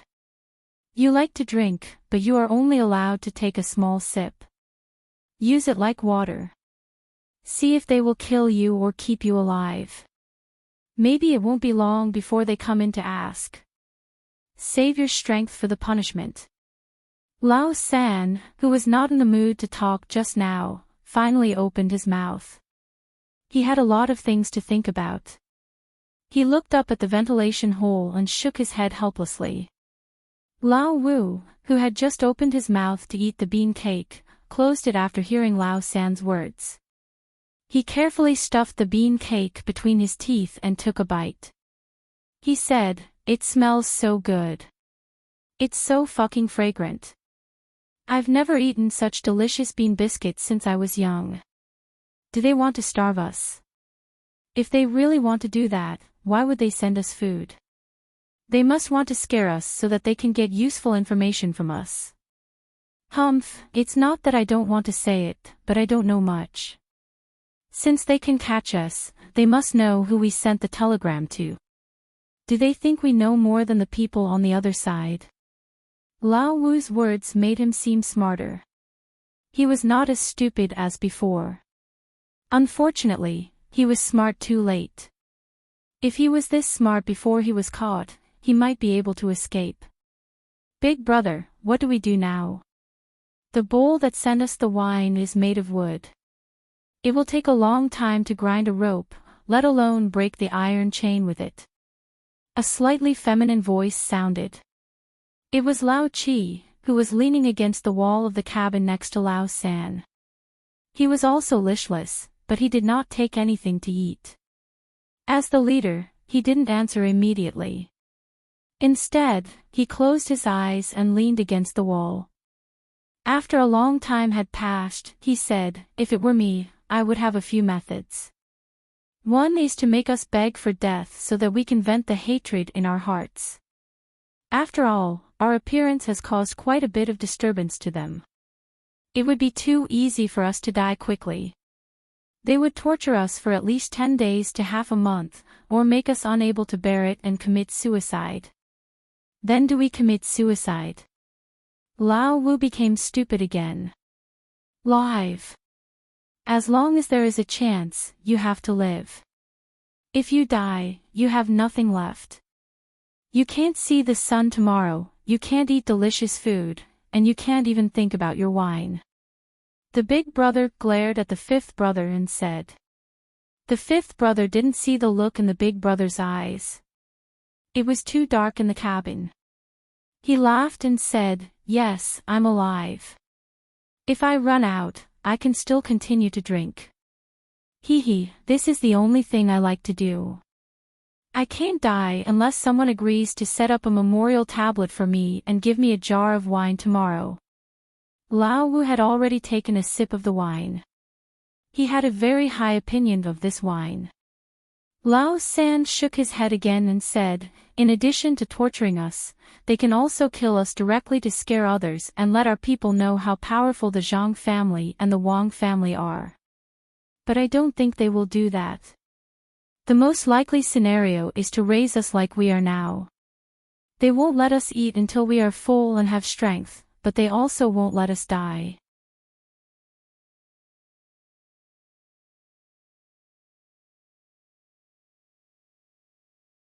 The wind was blowing in Weiwei, and the afternoon sun was very warm.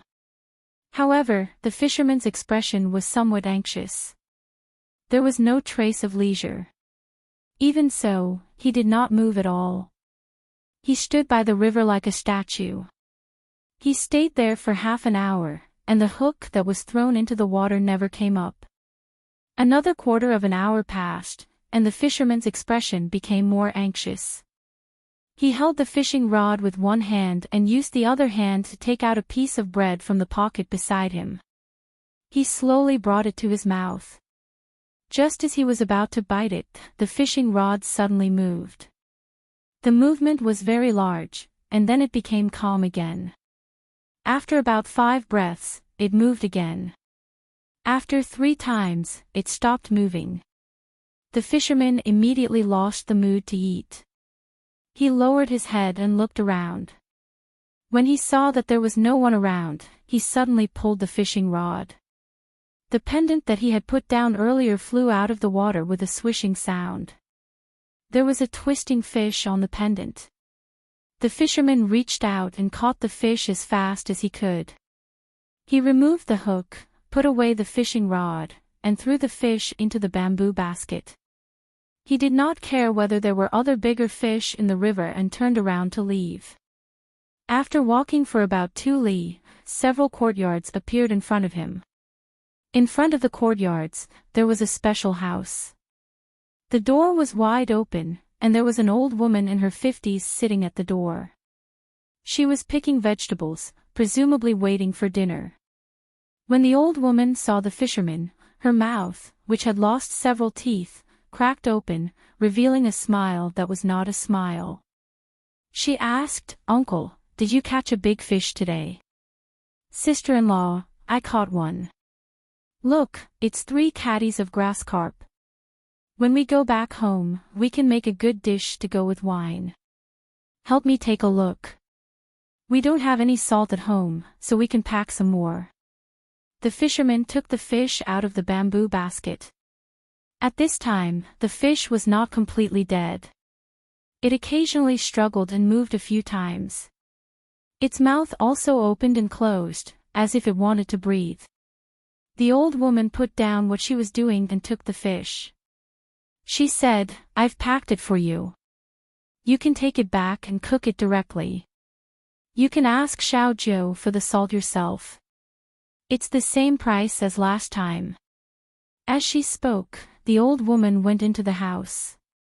The fisherman shouted to a pile of firewood next to him, "Xiao Jiu, pack some salt for me. Give me 3 caddies of salt first. You only know how to set that trap of yours all day. Who has nothing better to do than to chop up your firewood? Come, come. People buy salt by caddies, but you buy it by money every time. You know that my family's small scale is not accurate, so you deliberately take advantage of me. According to your method of buying, you can buy 17 taels of salt for 1 caddy of salt.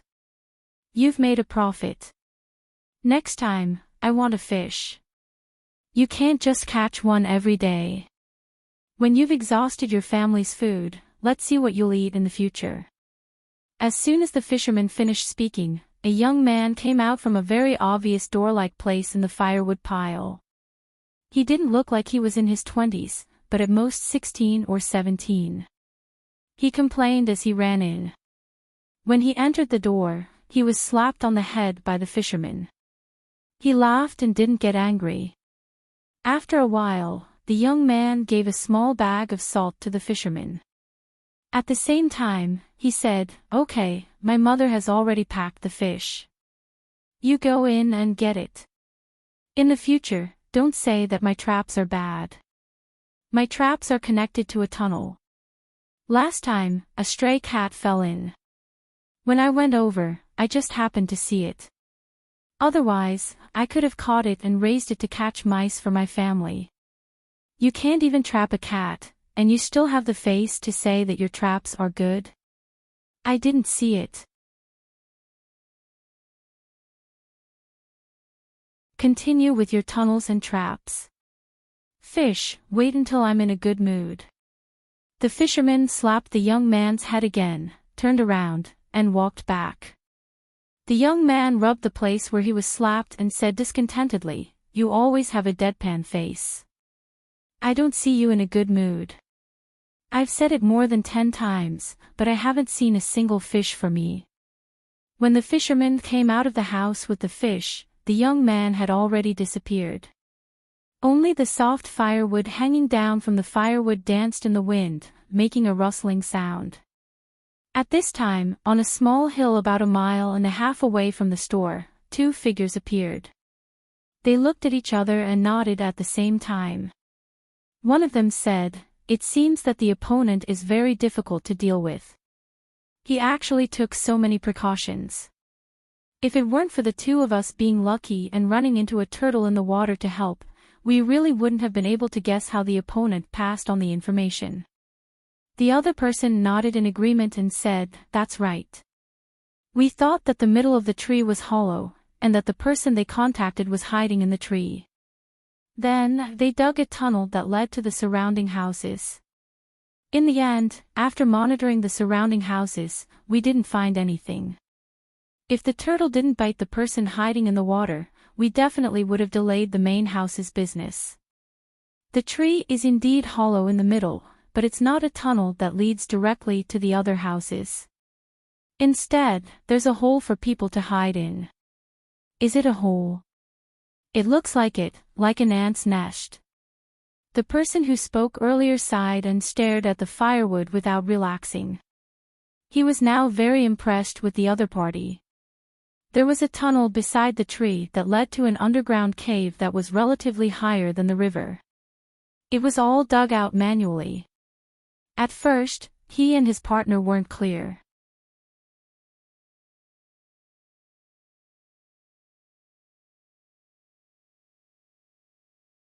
Moreover, there were more than 6 people's footsteps.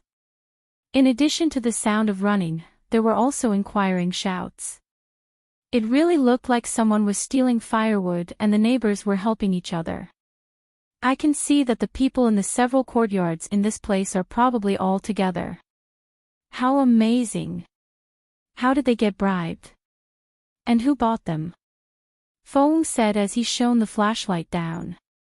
You looked down and saw that there was a hole that was neither big nor small. If 2 people crawled into the hole together, they would definitely squeeze into the hole. One person would still have some space to spare. Seeing this situation, Yu gritted his teeth and said, "I'll go first. You stay behind. If you find something wrong, remember to go back alive and call more people to investigate." "Understood. If something happens to you, I'll kill everyone here first." "No, leave one alive." Fong turned around and pointed his gun at the entrance, ready to shoot at any time. "Okay." Rain shouted a word and jumped down. After a while, Fong, who was waiting at the top, listened carefully, but he didn't hear anything else. Even the footsteps outside disappeared. He couldn't help but shout anxiously into the cave, "Rain! It's here. It's very far, about 30 meters away. There are actually 6 forks below. Don't move, I'll find a way to get out." "Damn it, isn't this the situation below our village? Others have also learned it." Yu's voice reverberated from below. After hearing it, Fong didn't continue to stay there. Instead, he walked out with his gun. "That's him. There's another person who wants to steal my firewood." As soon as he appeared, Feng heard the old lady's voice. He looked up and saw 9 people standing in front of him, including the old lady. Except for the old lady, the others were holding various kinds of farming tools. There were pickaxes, hoes, and forks for forking manure. They were all waiting for him, and all of them looked angry. Feng shook the gun in his hand and said, "I guess you all know me, right? Seeing this thing, you can guess my identity, right? Yes, I'm the spy of the Zhang family and the Wang family in Sanshui County. I have a special right, that is, when I'm carrying out a mission, if I suspect that someone will threaten me, I can shoot him directly without taking any responsibility. Now, I suspect that you are involved in an illegal organization that endangers the safety of the Tang Empire. I order you to put down your weapons, put your hands on your head, and lie down. If anyone dares to disobey, I'll shoot immediately. Lie down."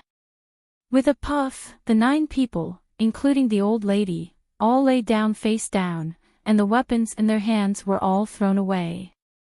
Feng didn't relax his vigilance, because he knew that some people didn't care about their own lives, just like him. At the critical moment, they could do anything.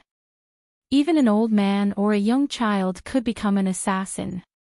Because he didn't move forward, he stayed beside the firewood pile. His eyes glanced back and forth between the door of the firewood pile and the 9 people. "Just now, you had said that there were 6 forks below. It was very likely that the other party would come from the other forks, then suddenly run out of the firewood pile and launch an attack.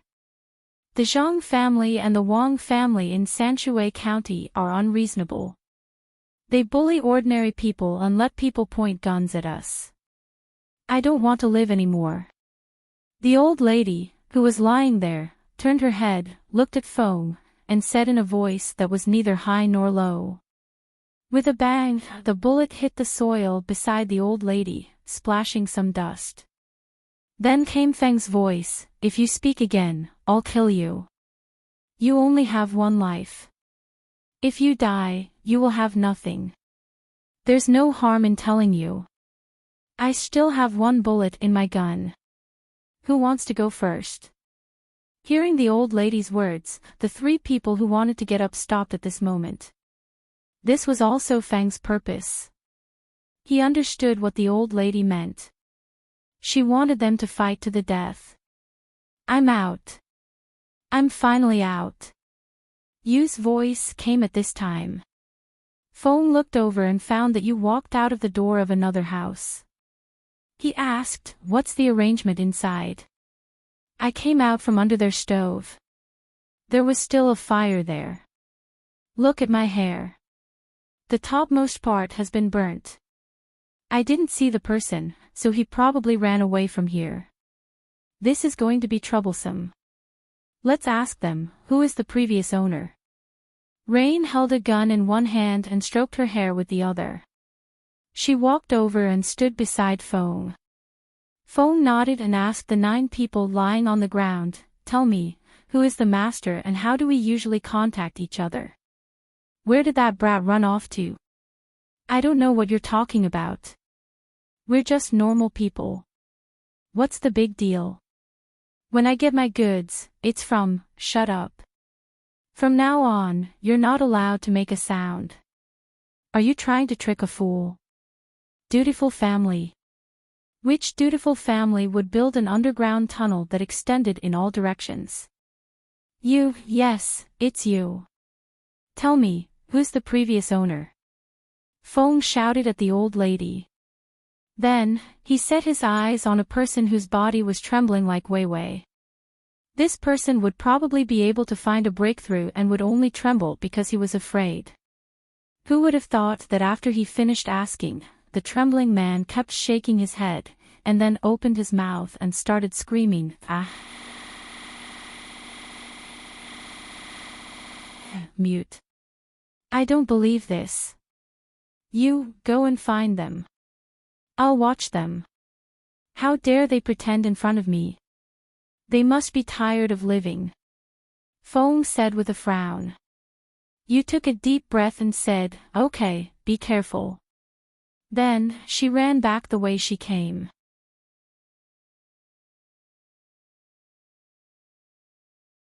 When you ran out of sight, the old lady who was lying on the ground suddenly jumped up and rushed toward Fong. At the same time, she shouted, "Fight with him. He's a fake. He only has one bullet." Bang! The old lady fell down. Fong narrowed his eyes and said to the four people who stood up and then stopped, "Guess, do I still have bullets?"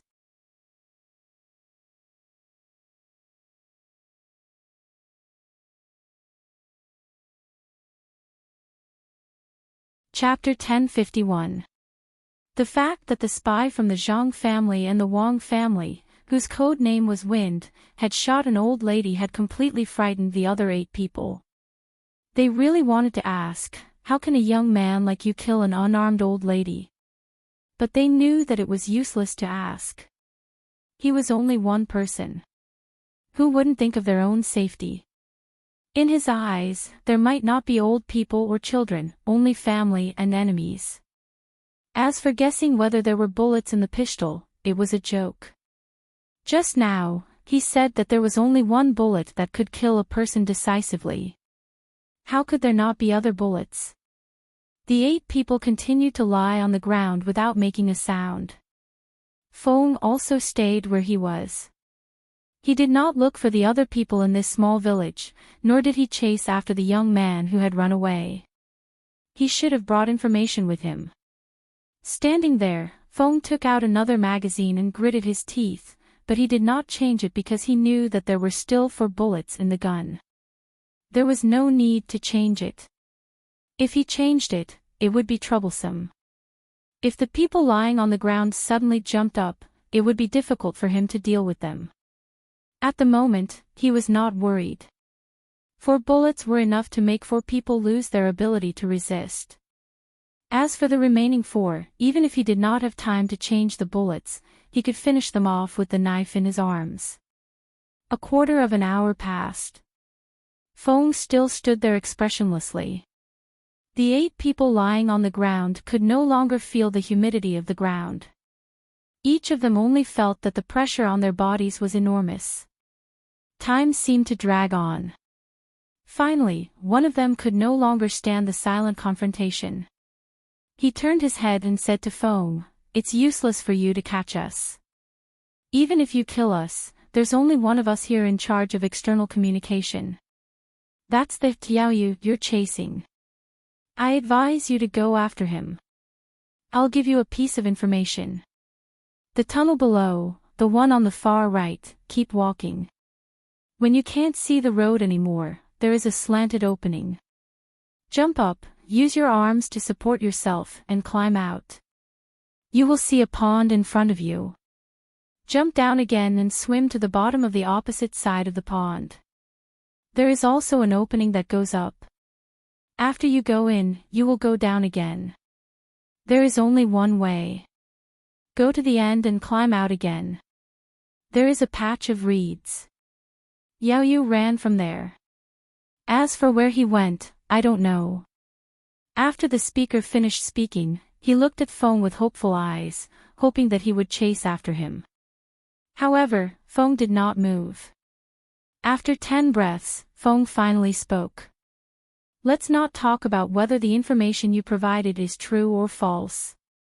You only told me now. Do you think I'm a fool? Can I catch up?" The reed marsh was densely covered with reeds, and there were puddles of water below.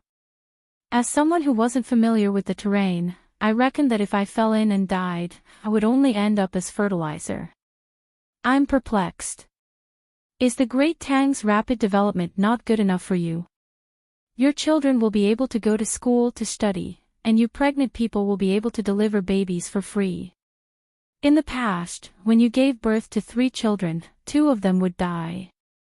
If things went wrong, the first child would die together with the mother and child. Nowadays, it's very difficult to die during childbirth. Also, don't you feel that the money you spend to see a doctor is 50 to 60% less than before? The medical center also had a cost. Wouldn't the imperial court settle the extra money for you? Rebellion. Only you can think of that. Humans should have a conscience, right? Aren't you afraid of ghosts knocking on your door when it's dark? If it were me, I wouldn't be able to sleep. Fang's words were very harsh and even went straight to the heart.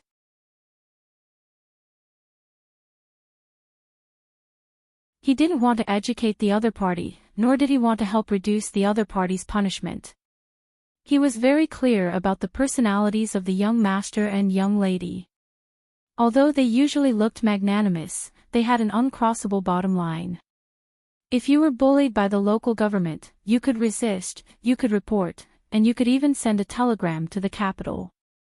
As long as the telegram was sent, even if the matter was very small in the eyes of ordinary people, even if there was a possibility that there was a false accusation, the young master and young lady would send people to investigate. This was a kind of attitude that made the local officials constantly remind themselves not to interfere. If they did, they would be caught. Of course, the person who complained also had to send a telegram with their household registration. However, the young master and young lady's tolerance only went so far. If there were people who wanted to rebel, they would definitely be brutally suppressed, and they wouldn't even be given a chance to explain. It wasn't that they were ruthless, but that they had zero tolerance. If you felt that the officials were bullying you, you could report them. Even Buddhism and Taoism, as well as other places that needed incense oil to worship, were strictly guarded. It was fine to spread the doctrine in a small area, but it was not allowed to incite. Moreover, temples and monasteries had to pay high taxes. According to the young master's words, the various sects shouldn't collect money in the name of collecting money for their descendants.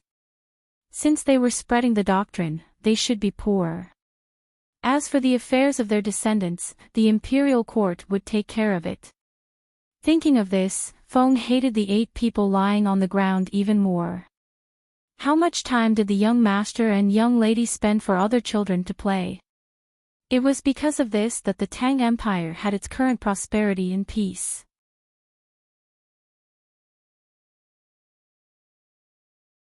In the end, there were still people who wanted to destroy it. They deserved to die. The 8 people lying on the ground didn't know what Feng was thinking.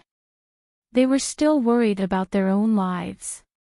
They were not like the old lady who had just died.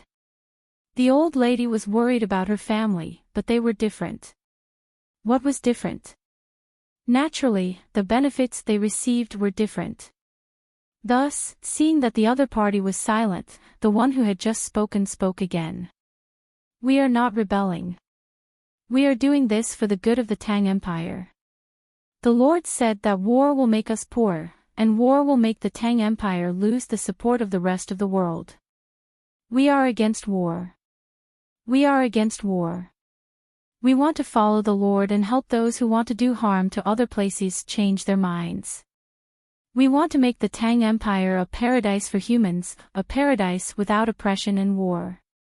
The other 7 people also chimed in. When Feng saw the expressions in their eyes and heard their words, he knew what was going on. It was very simple. They were like those people who had been taught by various sections. They only believed in ghosts and gods and were unwilling to accept reality. Their goal was basically the same as that of the young master and young lady. The young master and the others were working so hard to instill in the minds of the people of the Tang Empire that their Tang Empire was the strongest and that no one in the world was nobler than the people of the Great Tang. Thus, no matter where the people of the Tang Empire were, their souls would always belong to the Tang Empire. Although he knew, there was one thing that made Feng very angry. The young master and young lady had not only instilled such thoughts in the people, but had also been working hard to improve the living standards of the people of the Tang Empire. The military power of the Tang Empire had also provided a corresponding guarantee. The people had received practical benefits. Why couldn't they be proud of the Tang Empire? But what had the other party done? They had actually easily used a mysterious theory or doctrine to deceive the people and still supported this organization so stubbornly. Thinking of this, Feng asked the one who had just spoken, "What benefits did they give you?" "Benefits? Why do we have to pursue benefits? Isn't it enough that we help each other? People don't live for benefits. In our village, we are like a family. If there is not enough firewood to burn, there will be young people to help. If there is not enough rice, they can go to other people's houses to eat. Isn't this kind of care between people enough? Do you have to say that giving us money is helping us? No, we have the ability to obtain more things. We should help others. If each of us does something, many people will have a chance to survive. Why don't we do it?" The one who had spoken first began to reason with Feng. Another person who was lying on the ground said, "Little brother, he's right. Humans don't live for money. It's more about the feelings between humans. We should unite and help those who need help. We give them food that we can't finish and empty rooms for them to live in. If we lose our house and food one day, there will be people to help us. You see, now we are helping others.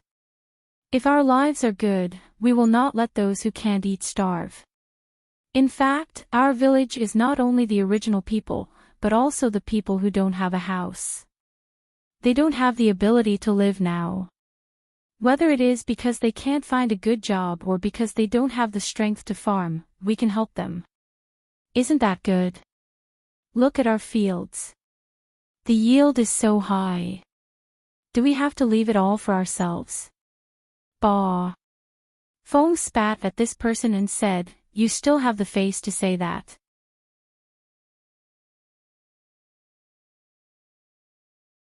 Don't you understand why the grain yield in your fields is high? That's because the Sinong Temple is doing experiments in various places, saying that the Jiangnan West Road is representative of the places along the river. That's why we sent the good seeds to you for free. Do you understand? The Sinong Temple didn't ask for a single copper coin from you. Who paid for it? The Sinong Temple's money is directly allocated by the Ministry of Works. Where did the Ministry of Works get the money? They asked for it from the Ministry of Revenue. The Ministry of Revenue didn't want to give it. It was the National Treasury's money. In the end, our Zhang family and Wang family paid for it. Do you have extra money?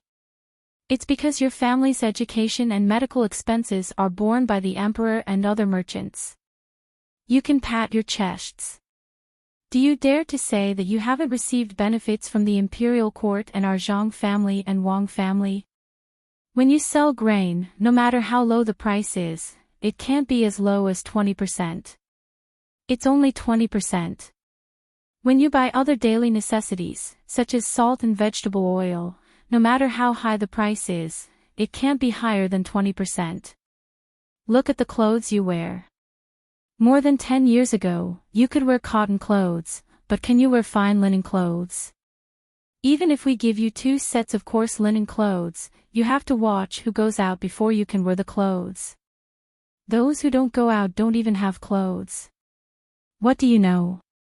Every time there's too much rain at the source of the river and important areas, how many people are worried? Just when there was a flood here, our family's fleet came over with the things His Majesty the Emperor allocated the money to buy. Don't you know what's going on? The more Feng spoke, the angrier he became. It seemed that he wanted to open his mouth and bite everyone who was lying down. Yes, we all know. But this is the grace of the Lord. The person who spoke just now nodded and admitted. You motherfucker, shut up. If you speak again, I'll beat you to death. Feng burst out with a swear word.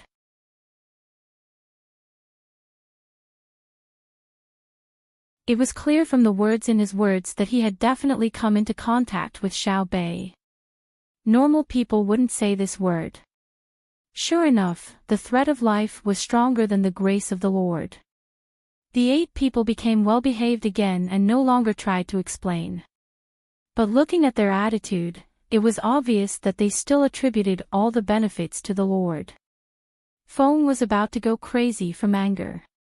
He was thinking that his code name could become crazy in the future, but he wasn't sure if Rain could become stupid. While both sides were sticking to their beliefs, Rain brought over 20 people on horseback.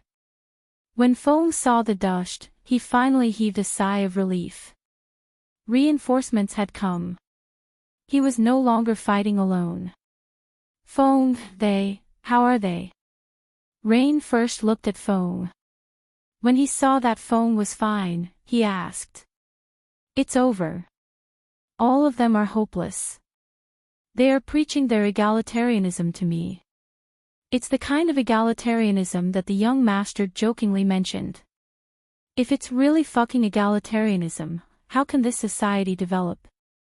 Who will research technology? I reckon they'll die if they're caught. Feng said helplessly. He was really annoyed. What the 8 people said sounded good, but it was definitely impossible to achieve. This was because he knew that for their ideas to be realized, it had to be based on the development of society's productive forces. It was too infuriating. Others were working hard to research technology, but they were spouting nonsense while enjoying the transformation of technology into productive forces. We can't die. The Lord said that death is weariness of this world. It's sinful. We have to continue to care for others. We live because we are the seeds of love. We have to spread it and then grow strong, just like your strong seedling protection team. The person lying on the ground tried hard to raise his head and said to Feng. Feng raised his hand and patted his head. He said to Rain, you guys take over. My job is not to educate the people. This kind of task is too difficult. Fortunately, our seedling protection team didn't hear it. Otherwise, their combat power would be reduced by at least half. Rain couldn't help but shiver. He said to the people who followed, send a few people to watch over them first. The rest of you follow me to check the surroundings. Don't let your guard down. If you feel that someone is a threat to you, let them go see the Lord. Damn it. The more than 20 people who followed them didn't understand the situation. Some people who felt that they were thick-skinned were responsible for the task of watching over them. They needed to be taught by the Lord's messengers. Those who could persist and not have tinnitus were all elites. Feng and Yu continued to lead people to search on horseback. When the sky was dark, they caught 14 people. These 14 people actually walked along the main road. At night, they lit a fire. It seemed that their Lord didn't give them a lighthouse. The light from the Lord couldn't guide them for the time being. No, I don't know where that brat ran off to. Today, I finally understand the power of religion. No wonder the young master and young lady were so oppressive. A person without special training, with the help of the Lord, can actually run so fast through his own psychological suggestion. You took out the grain and other food in the small village. He made a big pot of rice and stewed some dishes. He ate and said to Feng. Feng fished out an unknown thing from the basin. He stuffed it into his mouth and said, next time, don't cook the stew first, okay? Did you pour the food in before the oil was boiled? Add salt, don't add soy sauce. What do you think this is? It's so black. If I hadn't been trained, I would have spat out my intestines after eating your food. Let me see. This. I guess it is, guess. Let me take a bite. Ha, I know. Eggplant. If you don't believe me, look.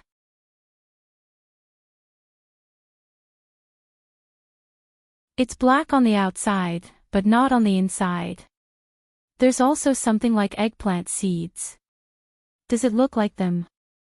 Tell me honestly, does it look like eggplant seeds? You bit open a black thing and showed it to Feng. Okay, it looks like them. The Lord said that it doesn't matter what it looks like. The most important thing is that it can fill people's stomachs. I want to go back to the main house to eat. The chefs there are good culinary skills. Yesterday, you ate my last canned food. When things are done here, you have to treat me to a big meal. Fong chewed the eggplant seed and complained to you in a muffled voice. Okay, I'll treat you to seafood at the Blue Sea Silver Sand. It's free anyway. You looked at the thing in the basin and agreed. Actually, I like to eat the dishes cooked by the little child. I wonder how the little child and the others are doing. Fong temporarily treated the meal in front of him as another training. Compared with this, the food he was eating now tasted really good. He started to talk about it. I reckon that they are still on the way. Xiao Bei and the others have probably arrived in Hangzhou. We have to work hard. When Xiao Bei and the others arrive, we must find out all the information for them. I don't want them to be in any danger. You swallowed a big mouthful of rice and looked to the east and said. As you thought, Xiao Bei and the others arrived at the dock of Hangzhou when it was dark. The whole fleet was brightly lit. Jiang Wang clan didn't care about the cold night. She stood on the platform of the 4th floor and looked at the people coming and going. Under the light of the torches, it didn't seem dark at all. She didn't say anything for a long time. Old Man Wang was also standing behind Jiang Wang clan. He was waiting for the cargo ships at the dock to finish unloading and make way. Seeing that Qiao didn't say anything, he broke the silence and said, Qiao, it's almost there.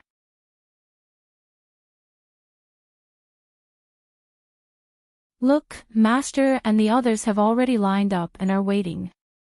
Why don't we let the cargo ship go to the side first? Whose cargo ship is it? It's in the way. Jiang Wang clan shook her head and said, No, it's not easy for others. I didn't come back to bully them. Just wait, it'll be over soon. Then, Qiao, go back to the cabin first. Be careful of the cold wind. Even if you don't think for yourself, you have to think for your child. Old Man Wang advised again. Zhang Wangshe did not speak. Instead, she turned around and glanced at the maidservant beside her. The maidservant hurriedly called for someone to pull up the curtains around Zhang Wangshe so that the wind could only blow in from one side. That was definitely impossible. The wind would not come in when there was no way out and then go back through the opening unless it was against the wind. Xiao Bei and the group of children were also waiting. They had already changed their clothes and put on their official robes. They were still wearing the decorations that didn't conform to the rules. The inner courtyard also put up all kinds of ceremonial weapons. There were banners, flags, umbrellas. There were many of them, including the ceremonial weapons of Jiang Wang clan and Madame Wang. Finally, the dockworkers at the front unloaded the goods at the fastest speed. They didn't even dare to delay the payment and left immediately. They were afraid that the Zhang clan and Wang clan behind them wouldn't be able to wait. The other ships in Xiaobei's fleet made way for the flagship to pass.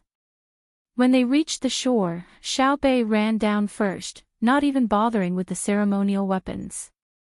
However, when she ran to the docks, she didn't wait for the others to salute her. She turned around and ran back. She panted heavily and shouted, go back, and change your clothes. They didn't put up the ceremonial weapons to welcome us. Everyone, including Jiang Wang clan, heard Xiaobei's words and returned to the cabin to change their clothes. These were two different attitudes.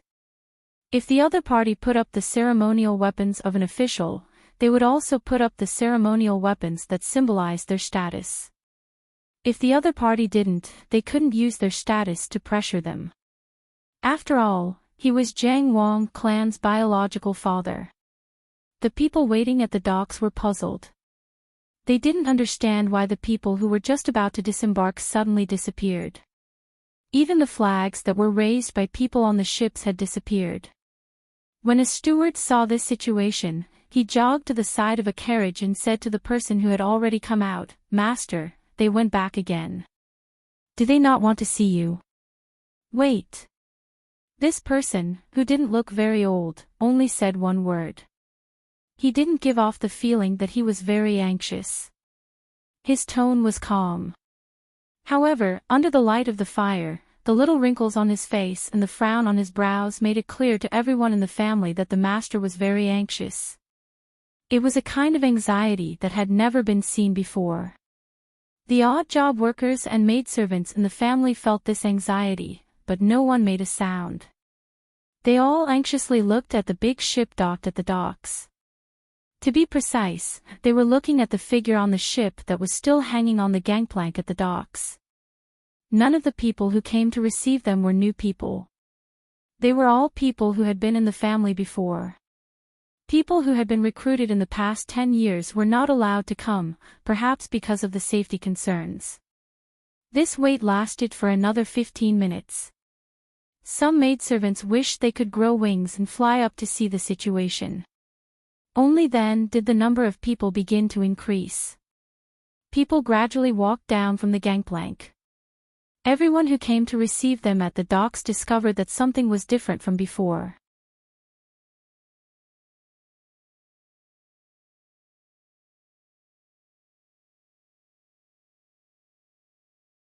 I also wanted to patrol the place. But when I ran down to take a look, guess what? It was not the official ceremonial welcome. Oh, I just remembered. I came to see grandfather. How could there be an official ceremonial welcome, right? I ran back and changed my clothes. Look, do I look good? There are decorations in this part of the clothes. I like this set of clothes the most, so I want to wear it for grandfather to see. There are also candies. The candies from the precious candy house that I opened with them are for you to eat. Xiao Bei was very excited as she spoke. She showed her clothes to the other person and took out candies from her pocket. She peeled off the candy wrapper and stuffed one into the other person's mouth. Then, she tilted her head and waited for the other person to praise her. The person holding Xiao Bei was already speechless. With the candy in her mouth and tears in her eyes, she kept nodding. She nodded and whimpered as she nodded, as if she was answering Xiao Bei. The person in charge at the side was dumbfounded. He even suspected that the girl in the master's arms was real. That was the Tang Empire's patrol inspector. It was said that whenever she saw an official, she would always be cold and dignified. However, the girl in front of him was not dignified at all. She was just a cute little girl, the kind that made people want to kiss her. She was not just a little fun. Her mouth was sweet and her smile was sweet. Could it be that the legend was false? With this thought in mind, he opened his arms and said, "Master, please take care of yourself. Let me carry you." Who knew that just as he finished speaking, the smile on the cute little girl's face suddenly disappeared. She glared at him with a gloomy expression and questioned him, "Who are you?" "I'm letting my grandfather carry me. Do you want to take advantage of me? Do you have that kind of life? Leave." The person in charge was shocked. Wasn't she too skilled at changing her expression in an instant? In front of him was no longer the little girl who was smiling like a flower. She was clearly a high and mighty princess. The indifferent look in her eyes was as if she was going to kill someone in the next moment. "Grandfather, is it because Xiao Bei is very heavy and tired of carrying me? Then I'll go down. Is the candy sweet?" Xiao Bei changed back to a smile. Although she said that she wanted to go down, she did not make any move to go down. She still stayed in the person's arms steadily. With a pop sound, Xiao Bei was kissed. Then he heard the other party say, "Not heavy. Ha ha ha, my Xiao Bei is so good. Sweet, so sweet. The candy of my baby candy house lives up to its name. Leave." Look at how scared my precious granddaughter is. The person in charge left gloomily. He cursed in his heart, who is the one who ordered who? No wonder the officials were so afraid of Xiao Bei and the others. They were really good. The look in their eyes just now was really murderous. Although the person in charge was gloomy, he did not dare to harbor any hatred. Not to mention that the master would not protect him. If he really offended Xiao Bei, even if the master protected him, he would not be able to keep his life. Xiao Bei did not even need to use the power of the family. She only needed to stand on the bustling streets of Hangzhou and shout about how things were going on here. The people of Hangzhou would probably drown him with a mouthful of saliva. With Xiao Bei's prominent status and cute appearance, there was a reason even if there was no reason. Grandfather, let me tell you. In the future, let the servants in the family watch their expressions. They want to get involved in everything. That won't do. Look at the inner courtyard of my family. They are like my family. Good, you know what I am thinking, right? Xiao Bei continued to talk to her grandfather. She was very good at talking.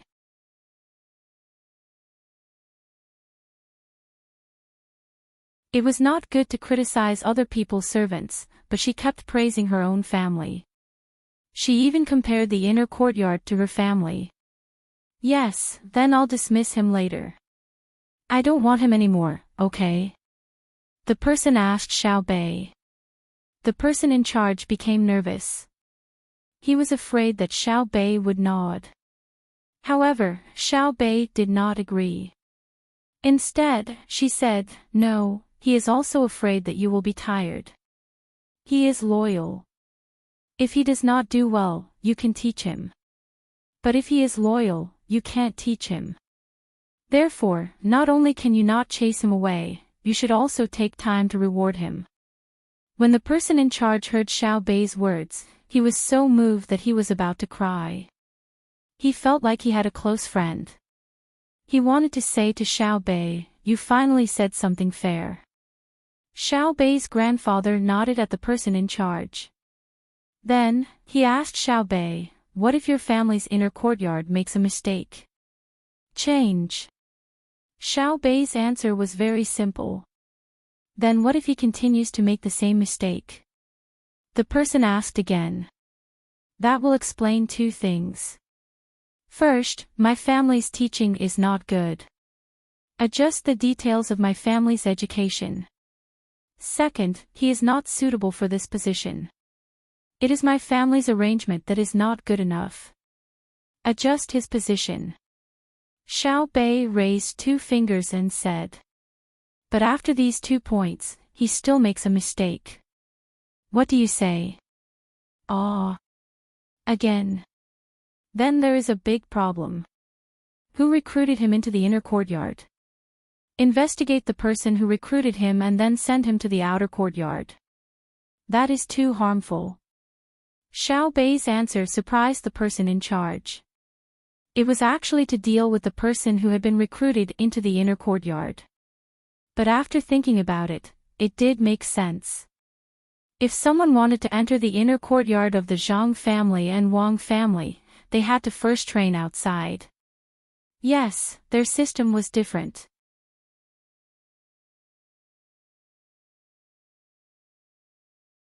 Xiao Bei put this topic aside and said to the person in charge, Grandfather, if you like to eat the candy from baby's candy house, I will specially ask someone to make it for you in the future.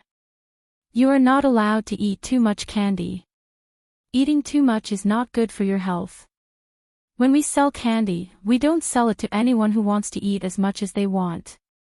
Regardless of whether it is an adult or a child, we earn money from our conscience. Okay. Eat more in the future, but eat less. Remember, it is good to earn money from your conscience. Xiao Bei, why do you want to earn money by yourself? You are still young. The person nodded repeatedly and then asked another question. Because we want to earn money by ourselves and give it to our parents and grandparents.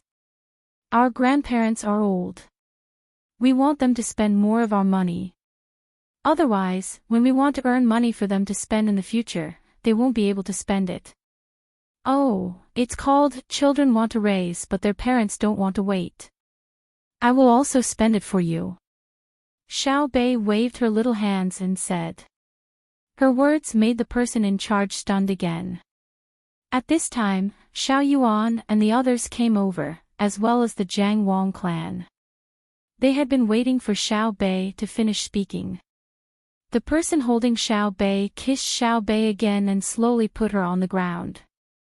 He said to the Jiang Wang clan, Xiao, you have worked hard to raise the children like this. Father, quick, kowtow to your grandfather. The Jiang Wang clan's tears flowed down.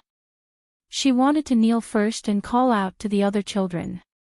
Naturally, the other party couldn't let his daughter kneel.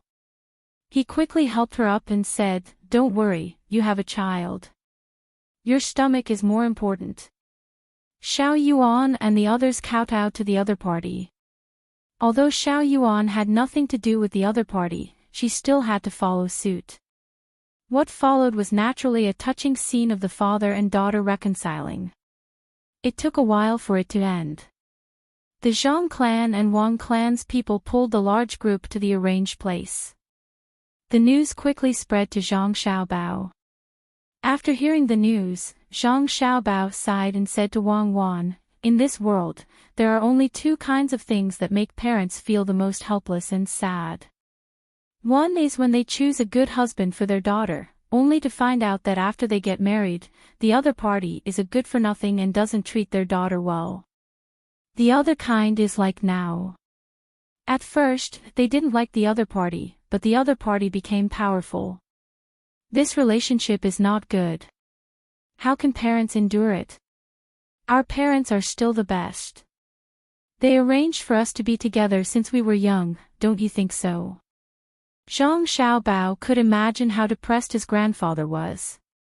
His grandfather was Wang Ju, the Minister of Revenue of the Tang Empire. He was also known as the Prime Minister and a meritorious official, but in the end, he didn't have a good ending. I said no. Who wants to be together with you? You can be smug. For someone like me, even if I want to marry a hero like Xiang Yu, Wang Ju is already very good. He didn't do anything to your father. How much power does he have? Wang Wan insisted on attacking Zhang Xiaobao. In any case, she was just arguing. Zhang Xiaobao snorted disdainfully and said, Xiang Yu is good. He can't even protect his own woman. Those who live are heroes. Those who die are losers. Wang Ju had power at that time, but wasn't he busy? At the beginning, he was busy fighting with Li Longji for the position. In the end, my father found an opportunity. Just when they had just gotten the position and were still unstable, he successfully snatched my mother away. What could he do? What's done is done.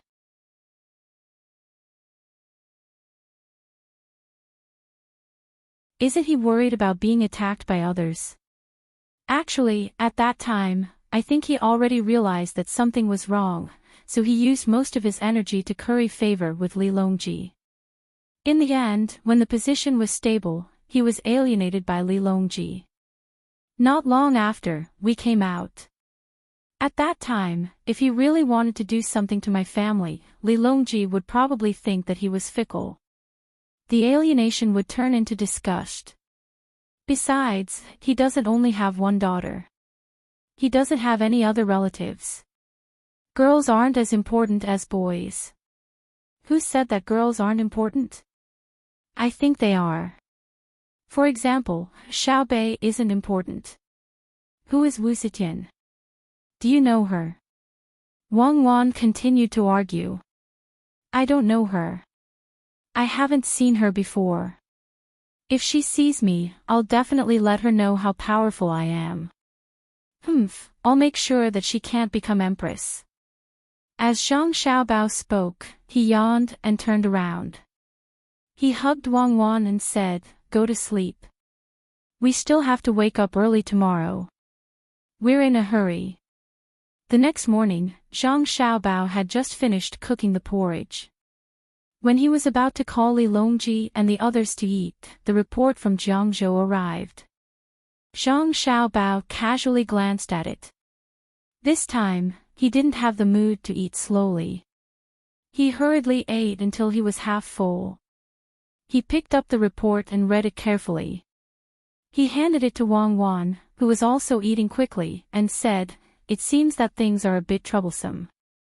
Wang Wan took the report and read it from top to bottom. After she finished reading, her expression became serious and said, "It is indeed troublesome. The thing that I'm most worried about has finally appeared. I remember that something like this shouldn't have happened." Zhang Xiaobao understood what Wang Wan was saying. She was referring to the history they had studied. It didn't mention anything other than Buddhism and Taoism. There wasn't much about the Arabian region either. As for the current situation, there wasn't even any mention of it in the unofficial history.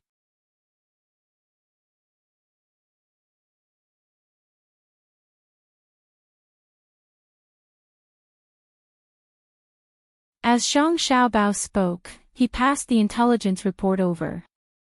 It was written in detail on a piece of paper, and there were even more descriptions of the underground tunnels. Li Longji took it and read the general introduction on the first page. He couldn't eat anymore. He also knew how powerful this religion was. He had used it before, and he had also attacked it before. Even now, he was still using it to teach the people of the Tang Empire. A belief, a code of conduct, no matter who was in power, could abandon it.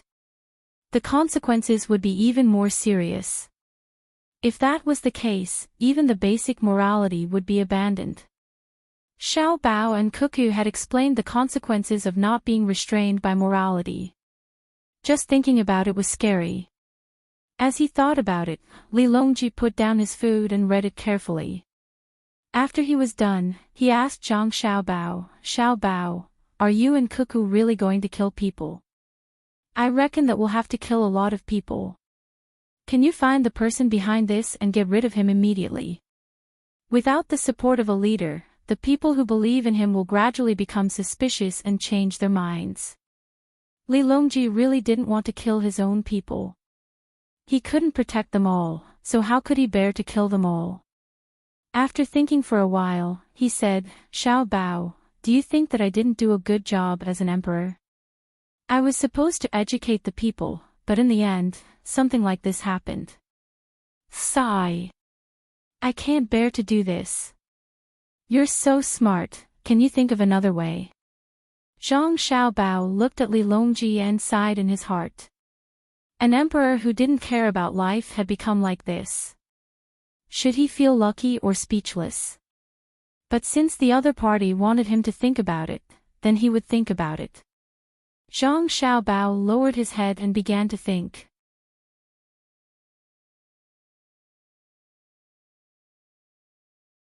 Half an hour passed, and just as Li Longji was about to support the two of them to kill the people, Zhang Xiaobao suddenly raised his head and said with a smile, "Actually, it's fine even if we don't kill them." You're tuning in to the LoveLore Library YouTube channel. We're so grateful for your support, and don't forget to subscribe to join us on this incredible journey through captivating stories. Your generosity through donations truly makes a world of difference, as it's the primary source of revenue that allows me to expand and enhance this channel for you. Thank you from the bottom of my heart for being a part of this adventure.